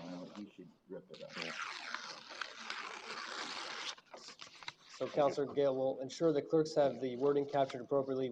Would you like to speak to that motion further now, or that's sufficient? I'm sorry? You still have the floor if you like. Okay, with regards to the ambulance, I feel that we're rushing things too much here. I feel that on number 5, to spend $2.6 million for 20 permanent FTEs is too much on this. I feel that the $200,000 to study it and report back to us isn't going to harm us in service on this, and that's the bottom line on this. I don't feel that it'll harm us on our service on this. So just for clarity, it's money aside for study, just to be clear, to be an external review? Right on. Okay. Councillor Petrowski. Okay, thank you, Chair. So to put this motion in context, I'd asked earlier about spending. Spending's gone up $10 million. I'm trying to understand against this spend, is the 10 million or a portion of it going to become the new zero next year? Because we've accumulated a lot of items in that 10 million of extra spend. What will be presented to us as we do the 2017 budget? We have a levy amount here. It's a zero increase from last year. But I'm tempted to call this the Little Red Riding Hood budget. We've got a wolf's budget in sheep's clothing because we're going to inherit a lot of extra items next year. We're going to be told that we're at zero and that's what it is. But by the way, you guys approved all these other things and you're already out of the gate 3% or 4%. So in the $10 million of extra spend, I know $1.5 million, for example, is compensation. Go ahead, Commissioner. Through you, Mr. Chair, is that the base budget, as indicated on slide 15, reflects the total expenditures in 2015 was $492 million, and now you're looking at it being projected in 2016, the base budget of $503 million for an increase of the $10.7 million or a 2% increase. That is the base budget. And then over and above that, what's the discussion that we're dealing with now is that when you take into consideration the upload as well as the assessment growth, there's some $6 million that council is choosing to spend or not spend. Once that is approved and done, that will form the new base budget that council has approved. Right. So at zero net levy impact. Right, but you're still spending some of the 6 million, correct? Through you, Mr. Chair. Yes, you are. The council is making a decision to spend some of the 6 million, some or all of the 6 million. And that's a one-time 6 million, correct? No, sir, that is not. That's 6 an million ongoing. forever? From That's the upload correct. and from assessment growth. Well, assessment, yeah, and assessment's a moving target. You can't predict. We have a. Finish your statement. Well, assessment's a moving. You can't predict it. Nobody's got a crystal ball. We're at 1.12 average over 5 years. Our goal is a lofty 1.5, but you can't predict 1.5. I still call this the Little Red Riding Hood budget. This is a wolf's budget in sheep's clothing. One thing I like about this, though, is that Councillor Gale sits on this committee, and the commissioner's comments, this is something that was vetted, had some time at least at committee, and I think we have to go back to that process so we're not here rushing through this and doing the taxpayer disservice, making quick decisions on the first-time items we've seen. So I will support this, but I think there's potentially, based on some of these motions and the pluses and minuses, if everything doesn't balance out, we may not be at zero. So this running total is and I'm just going to remind, Chair, that if we're not at zero, we are defying our guidance, and that would be require reconsideration. So are we going to go back and do all these mini motions all over again to get to zero, or will someone pull the white rabbit out of the hat to get to zero? So I don't even think that requires a response, Councillor. Councillor Timms? Thank you, Mr. Chairman. Just before we go any further, I heard the numbers, the net and gross. For me, are we still at net zero with what we've passed tonight? Yes. Yes. So we are still at net zero? Correct. Okay. And question number one. Question number two, I'd kind of like the opportunity to go through this and hear more of this discussion of the ambulance scenario. I wondered particularly about the 2 operational service supervisors necessary, so that is like 1 for 8, and how that ratio compares around the province. Do we need that level of supervision? That's like 1 supervisor for, what, 2 crews or 3 crews? Perhaps we can get an answer to that question. Yeah, so Chief Smith is here, and as he approaches the podium, I do want to clarify that. In fact, this came up through the committee structure, this item. I believe there are 2 reports on it now, so contrary to earlier statements. Chief, welcome, and I guess partly to your question, Councillor, that may come out through an external review process as well, but Chief Smith, welcome. So, Mr. Chairman, just before the chief starts, what was the recommendation of the committee on this one? To defer the discussion to Budget Committee. So it was discussed, but no decision, I understand. Okay, thank you. Great, thank you. Through the chair, to answer the question at hand about the superintendent ratio, currently we sit at approximately 18:1, which is compared to provincial averages higher. Provincial averages are down between 12 to 15. There's been no actual study done to do that. We've done an assessment throughout the province. So what we're asking would be to keep in check, actually, with the report that's come forward in both 2014 and then again this year, would help to maintain that ratio if we were to go ahead with the increased staff at the front line. Thank you. That helps, because the way this is laid out is looking like 2 for 16 kind of thing, and which means 1 to 8. And what you're saying, with all this added together, the overall ratio is still 1 to 18. So through the chair, that's correct. We did add, if you recall, in PhD 17-2014, when we first came forward with the initial recommendation for the 4 24-hour vehicles and the 6 additional support staff. At that time, we were given the 2 24-hour vehicles and 2 additional support staff. So again, that helped get to that 18 and maintain the 18. And again, this will do the same. Thank you. Thanks, Councillor. Councillor Nunziata. Thank you, Mr. Chair. Kevin, you can just stand up there because I got a couple of quick questions for you as well. And thank you for taking the time last week for the very informative tour of HQ. Now, currently, we have 40 ambulances. So through the chair, 17 stations, 40 no.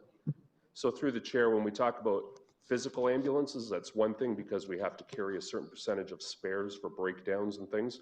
Peak staffing right now is 30 ambulances at the highest point of time because we do staff based on demand. So we bring on increased resources throughout the day to meet that demand. So we have a high of 30 during the peak time, and at night we drop to 17. So that's the variations. Okay. And I don't want to stray too far from Councillor Gale's motion here, so maybe I'll confine my comments specifically to this. The one-time allotment of funds for an external review, when was the last external review conducted? I think it's fair to say through the chair, as far as an external review, there was a comprehensive review that was done in 2003, 2004, and that was really about the acquisition of the dispatch center as we know it today and the whole development of the high-performance EMS system that has been put into place. And that was all done through external consultation. And so we still operate on the principles of what that was at that time.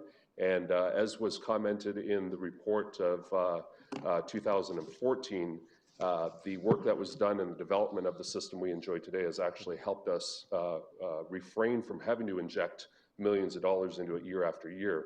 We haven't had to do that because of the development of the system that we have, the refined, mature system.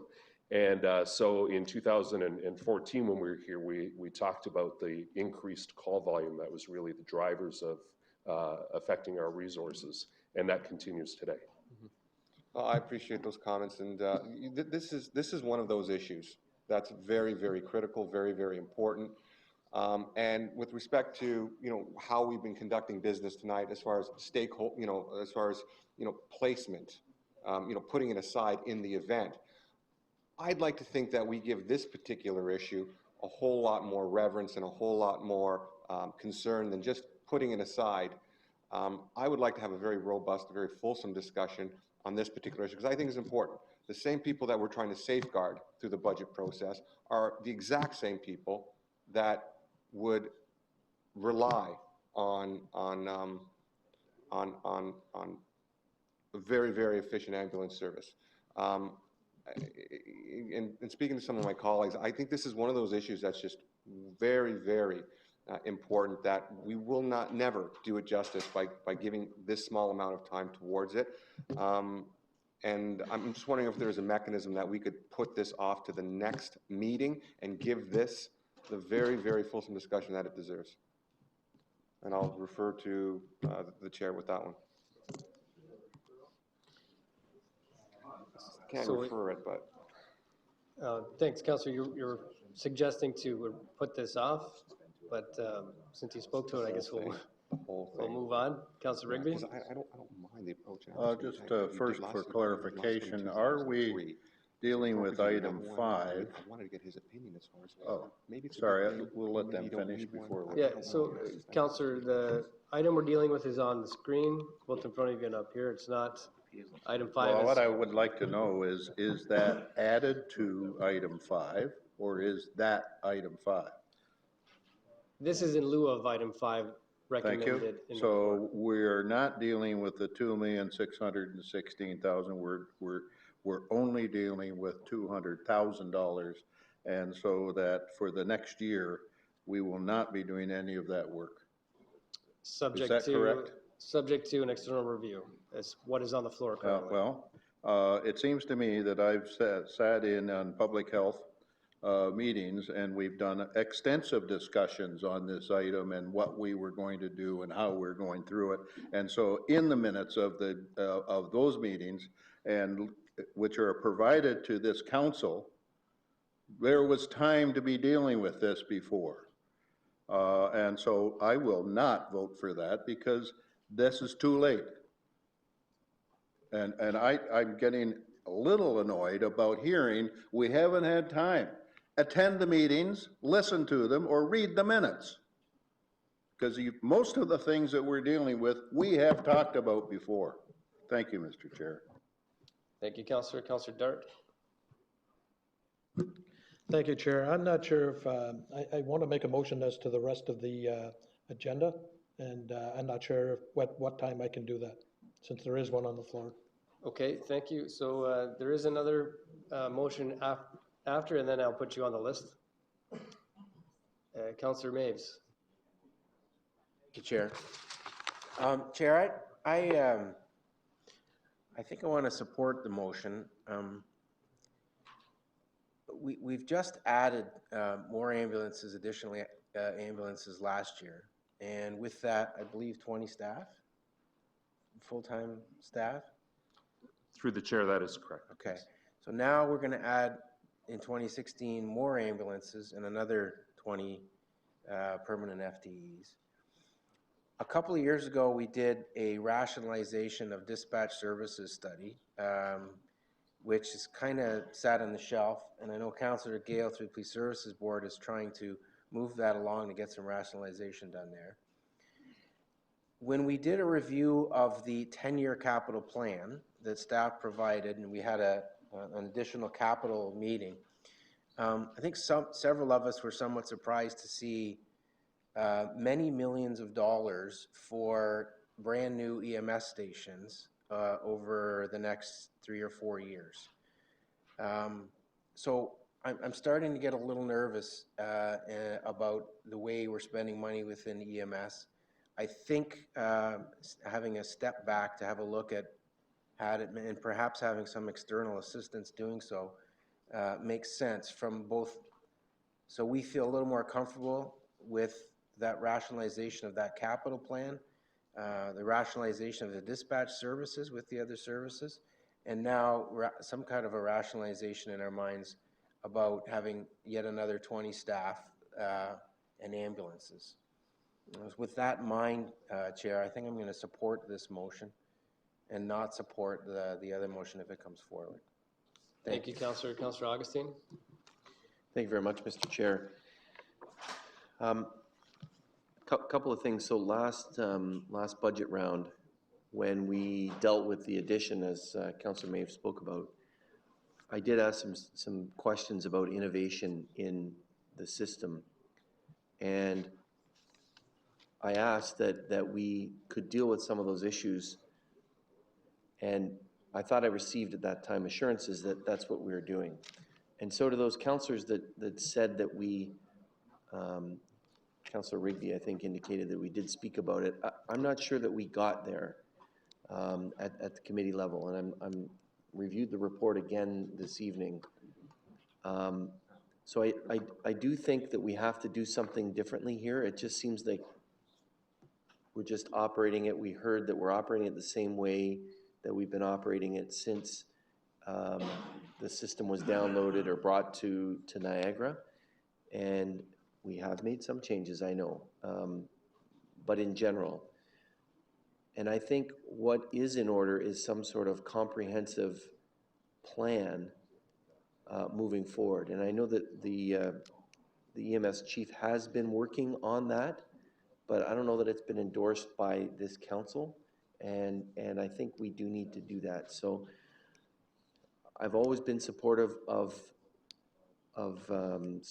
supporting EMS in the community, but I do think at this time that this is something that we need. We need an external look at the analysis of the resources that are there, and I am supportive of Councillor Gale's motion that's here. Thank you. Thank you, Councillor Senzik. Thank you, Chair. And so, just here, dear Daddy.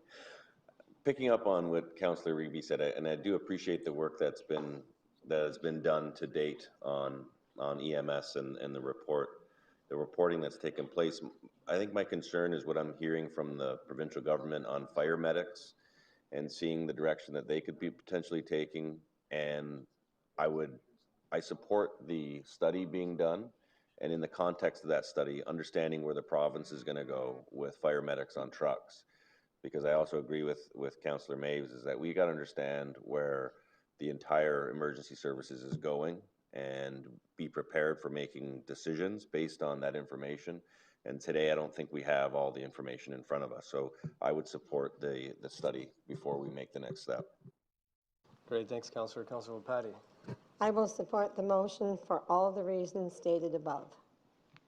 Thank you. Thank you. Councillor Joyner. Thank you, Chair. I would like to actually defer Councillor Gale's motion and also motion number 5. And I'll wait for your direction as to when we should defer it to. So, thank you. Councillor, the only one that can be deferred is the one that's on the screen currently, because that's the one that we're discussing. And then if it's your deferral motion, it's up to you to defer where and when. I would say to the next budget committee meeting, and you keep saying December 3rd. In my calendar, it says that that's a regional council meeting. So are we bumping the council meeting for a budget committee meeting, sir? So to be clear, when regional council approved the budget schedule, they have a December 3rd, thank you, meeting, if required, prior to council. And what will that start, at 4 o'clock? That'd be a daytime meeting, to be determined.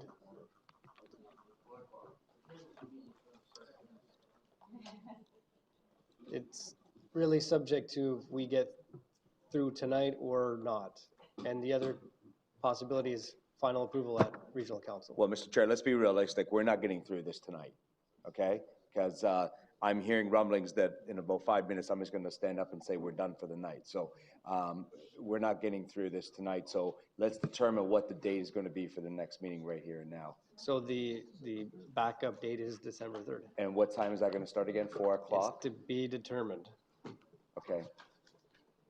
Okay, so right now, we don't know if it's December 3rd or not. So, and it's going to be determined. So what are we going to do? If I may, it will be December 3rd, just not sure what the start time will be. Oh, I see. Okay.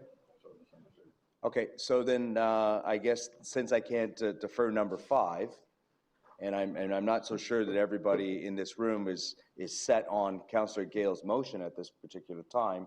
So all it will do is allow councillors to do exactly what Councillor Rigby said, is go back and read the report that's already come to Public Health Committee that was quite thoroughly discussed, actually.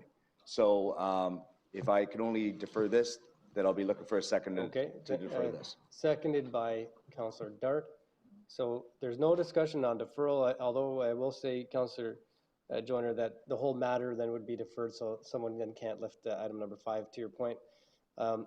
To the December 3rd meeting, all those in favor, please keep your hands up if you're in favor. Opposed, if any? That's carried. Am I hearing a recorded vote there, Councillor Burrows? Let's get it cleaned up. Ask the clerks to open the vote on the deferral. The vote is open. The vote is on the deferral. Yes to defer, no not to.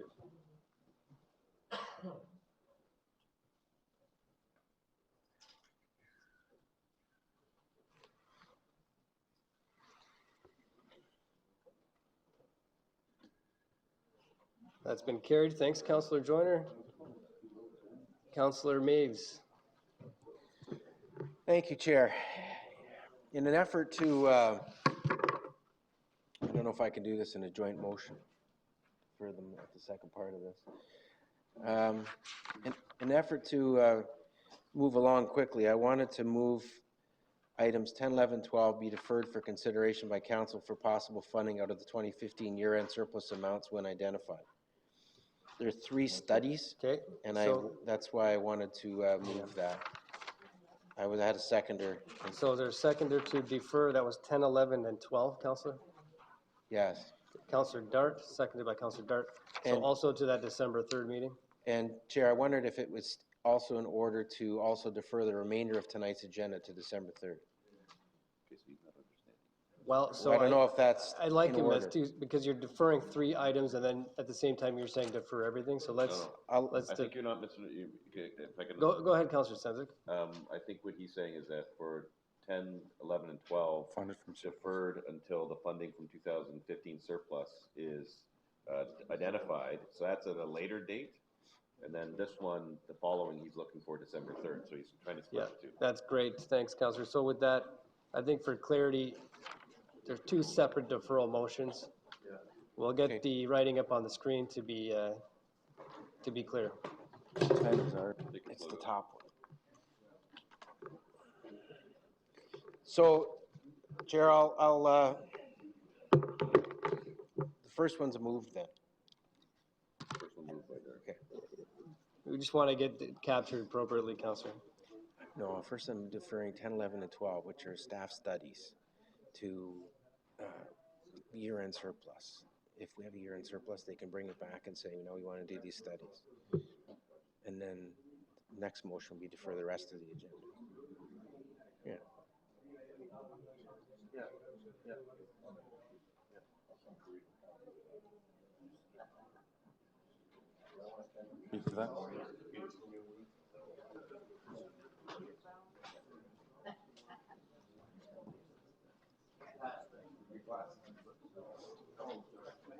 Is that in my order?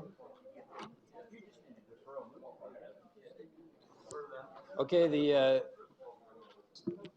deferral is worded appropriately on the screen. Councillor Mays, you can take a look and confirm that's what you're saying. Okay, thank you. There is no debate on the deferral. Okay, point of order. Councillor D'Angelo, go ahead. I just have a question. If this is deferred, that means it's not in the budget. It's something to be dealt with next year outside the budget that we're doing. I just want clarity on that. That's correct. Okay, so it's not, they become non-budget items. Correct. Thank you. Thank you. I'll ask the clerk to open the vote, and I'm sure it'll be recorded as well. The vote is open. Beat you to it this time, Councillor Height. I beat you to it this time.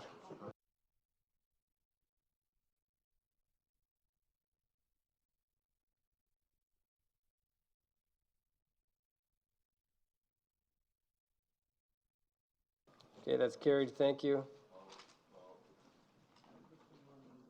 Councillor Maves. Chair, I would defer the remainder of the agenda, tonight's agenda, to December 3rd. Okay, that's been seconded by Councillor Dart. So as to the December 3rd meeting, the time still to be determined. Again, no debate on deferral. Councillor Hay, would you like a recorded vote on this one as well? Okay, thank you. Point of order, Chair. Is it to defer just the recommendations of the report we're discussing, or all the other agenda items that are in the It sounds like the decision? whole agenda, the remainder of the agenda? No, I said the remainder of the items. Okay. That's great clarity, Councillor, because we captured a whole agenda. So, go ahead, Councillor Volpatti. You will receive a new agenda with all the items that have not been discussed, with only the items that have been deferred. Is that correct? Councillor Mays, you want to provide clarity? You're suggesting defer this report or the entire agenda this evening? No, my motion was to defer the remainder of the items. So the remainder of this, 3rd. the report that we're considering. Not the agenda. Yeah. The items. We have capital to do. So, Councillor, we're currently discussing CSD 86, but there is still other reports to consider on the agenda, so you're either deferring the report or the whole agenda. Yes, Chair, I just want to be clear, though, I don't want to lose what we've done. What we've done remains. The clerk will provide clarity, thank you. Through you, Mr. Chairman, what we did in last year's budget, as I recall, we did a summary memorandum to, if you recall, we had to have an extra meeting, and I produced a summary memorandum that set out all of the decisions that were made at the previous meeting. So I would propose that we would do a summary memo reminding Budget Review Committee of the whole of which of the items that you've adopted or you have recommendations for council on. Okay. Okay, that's fine. Councillor D'Angelo, go ahead. Just for a staff direction, page 20, or the presentation you have on page 27, talks about the 6.5 million. Could staff come back for the next meeting, have the 6.5 million, how much has been allocated through the current decisions and the impacts of the decisions we made today, so that we understand exactly where the numbers are for the That's great. next meeting? Thank you, they'll have that included. Okay, so there is no discussion on the deferral. I'll ask the clerks as well to open the vote. So what are we deferring? Everything. So it's the remainder of the agenda, the remainder of the meeting will be. Mr. Chair, wouldn't it be cleaner to have an adjournment? Hang on, we still have to vote on it, folks. I know everybody's eager. Is it open? Waiting for the clerks to open the vote. The vote is open. I don't want to defer it. I'd stay here until 5 in the morning and get it done.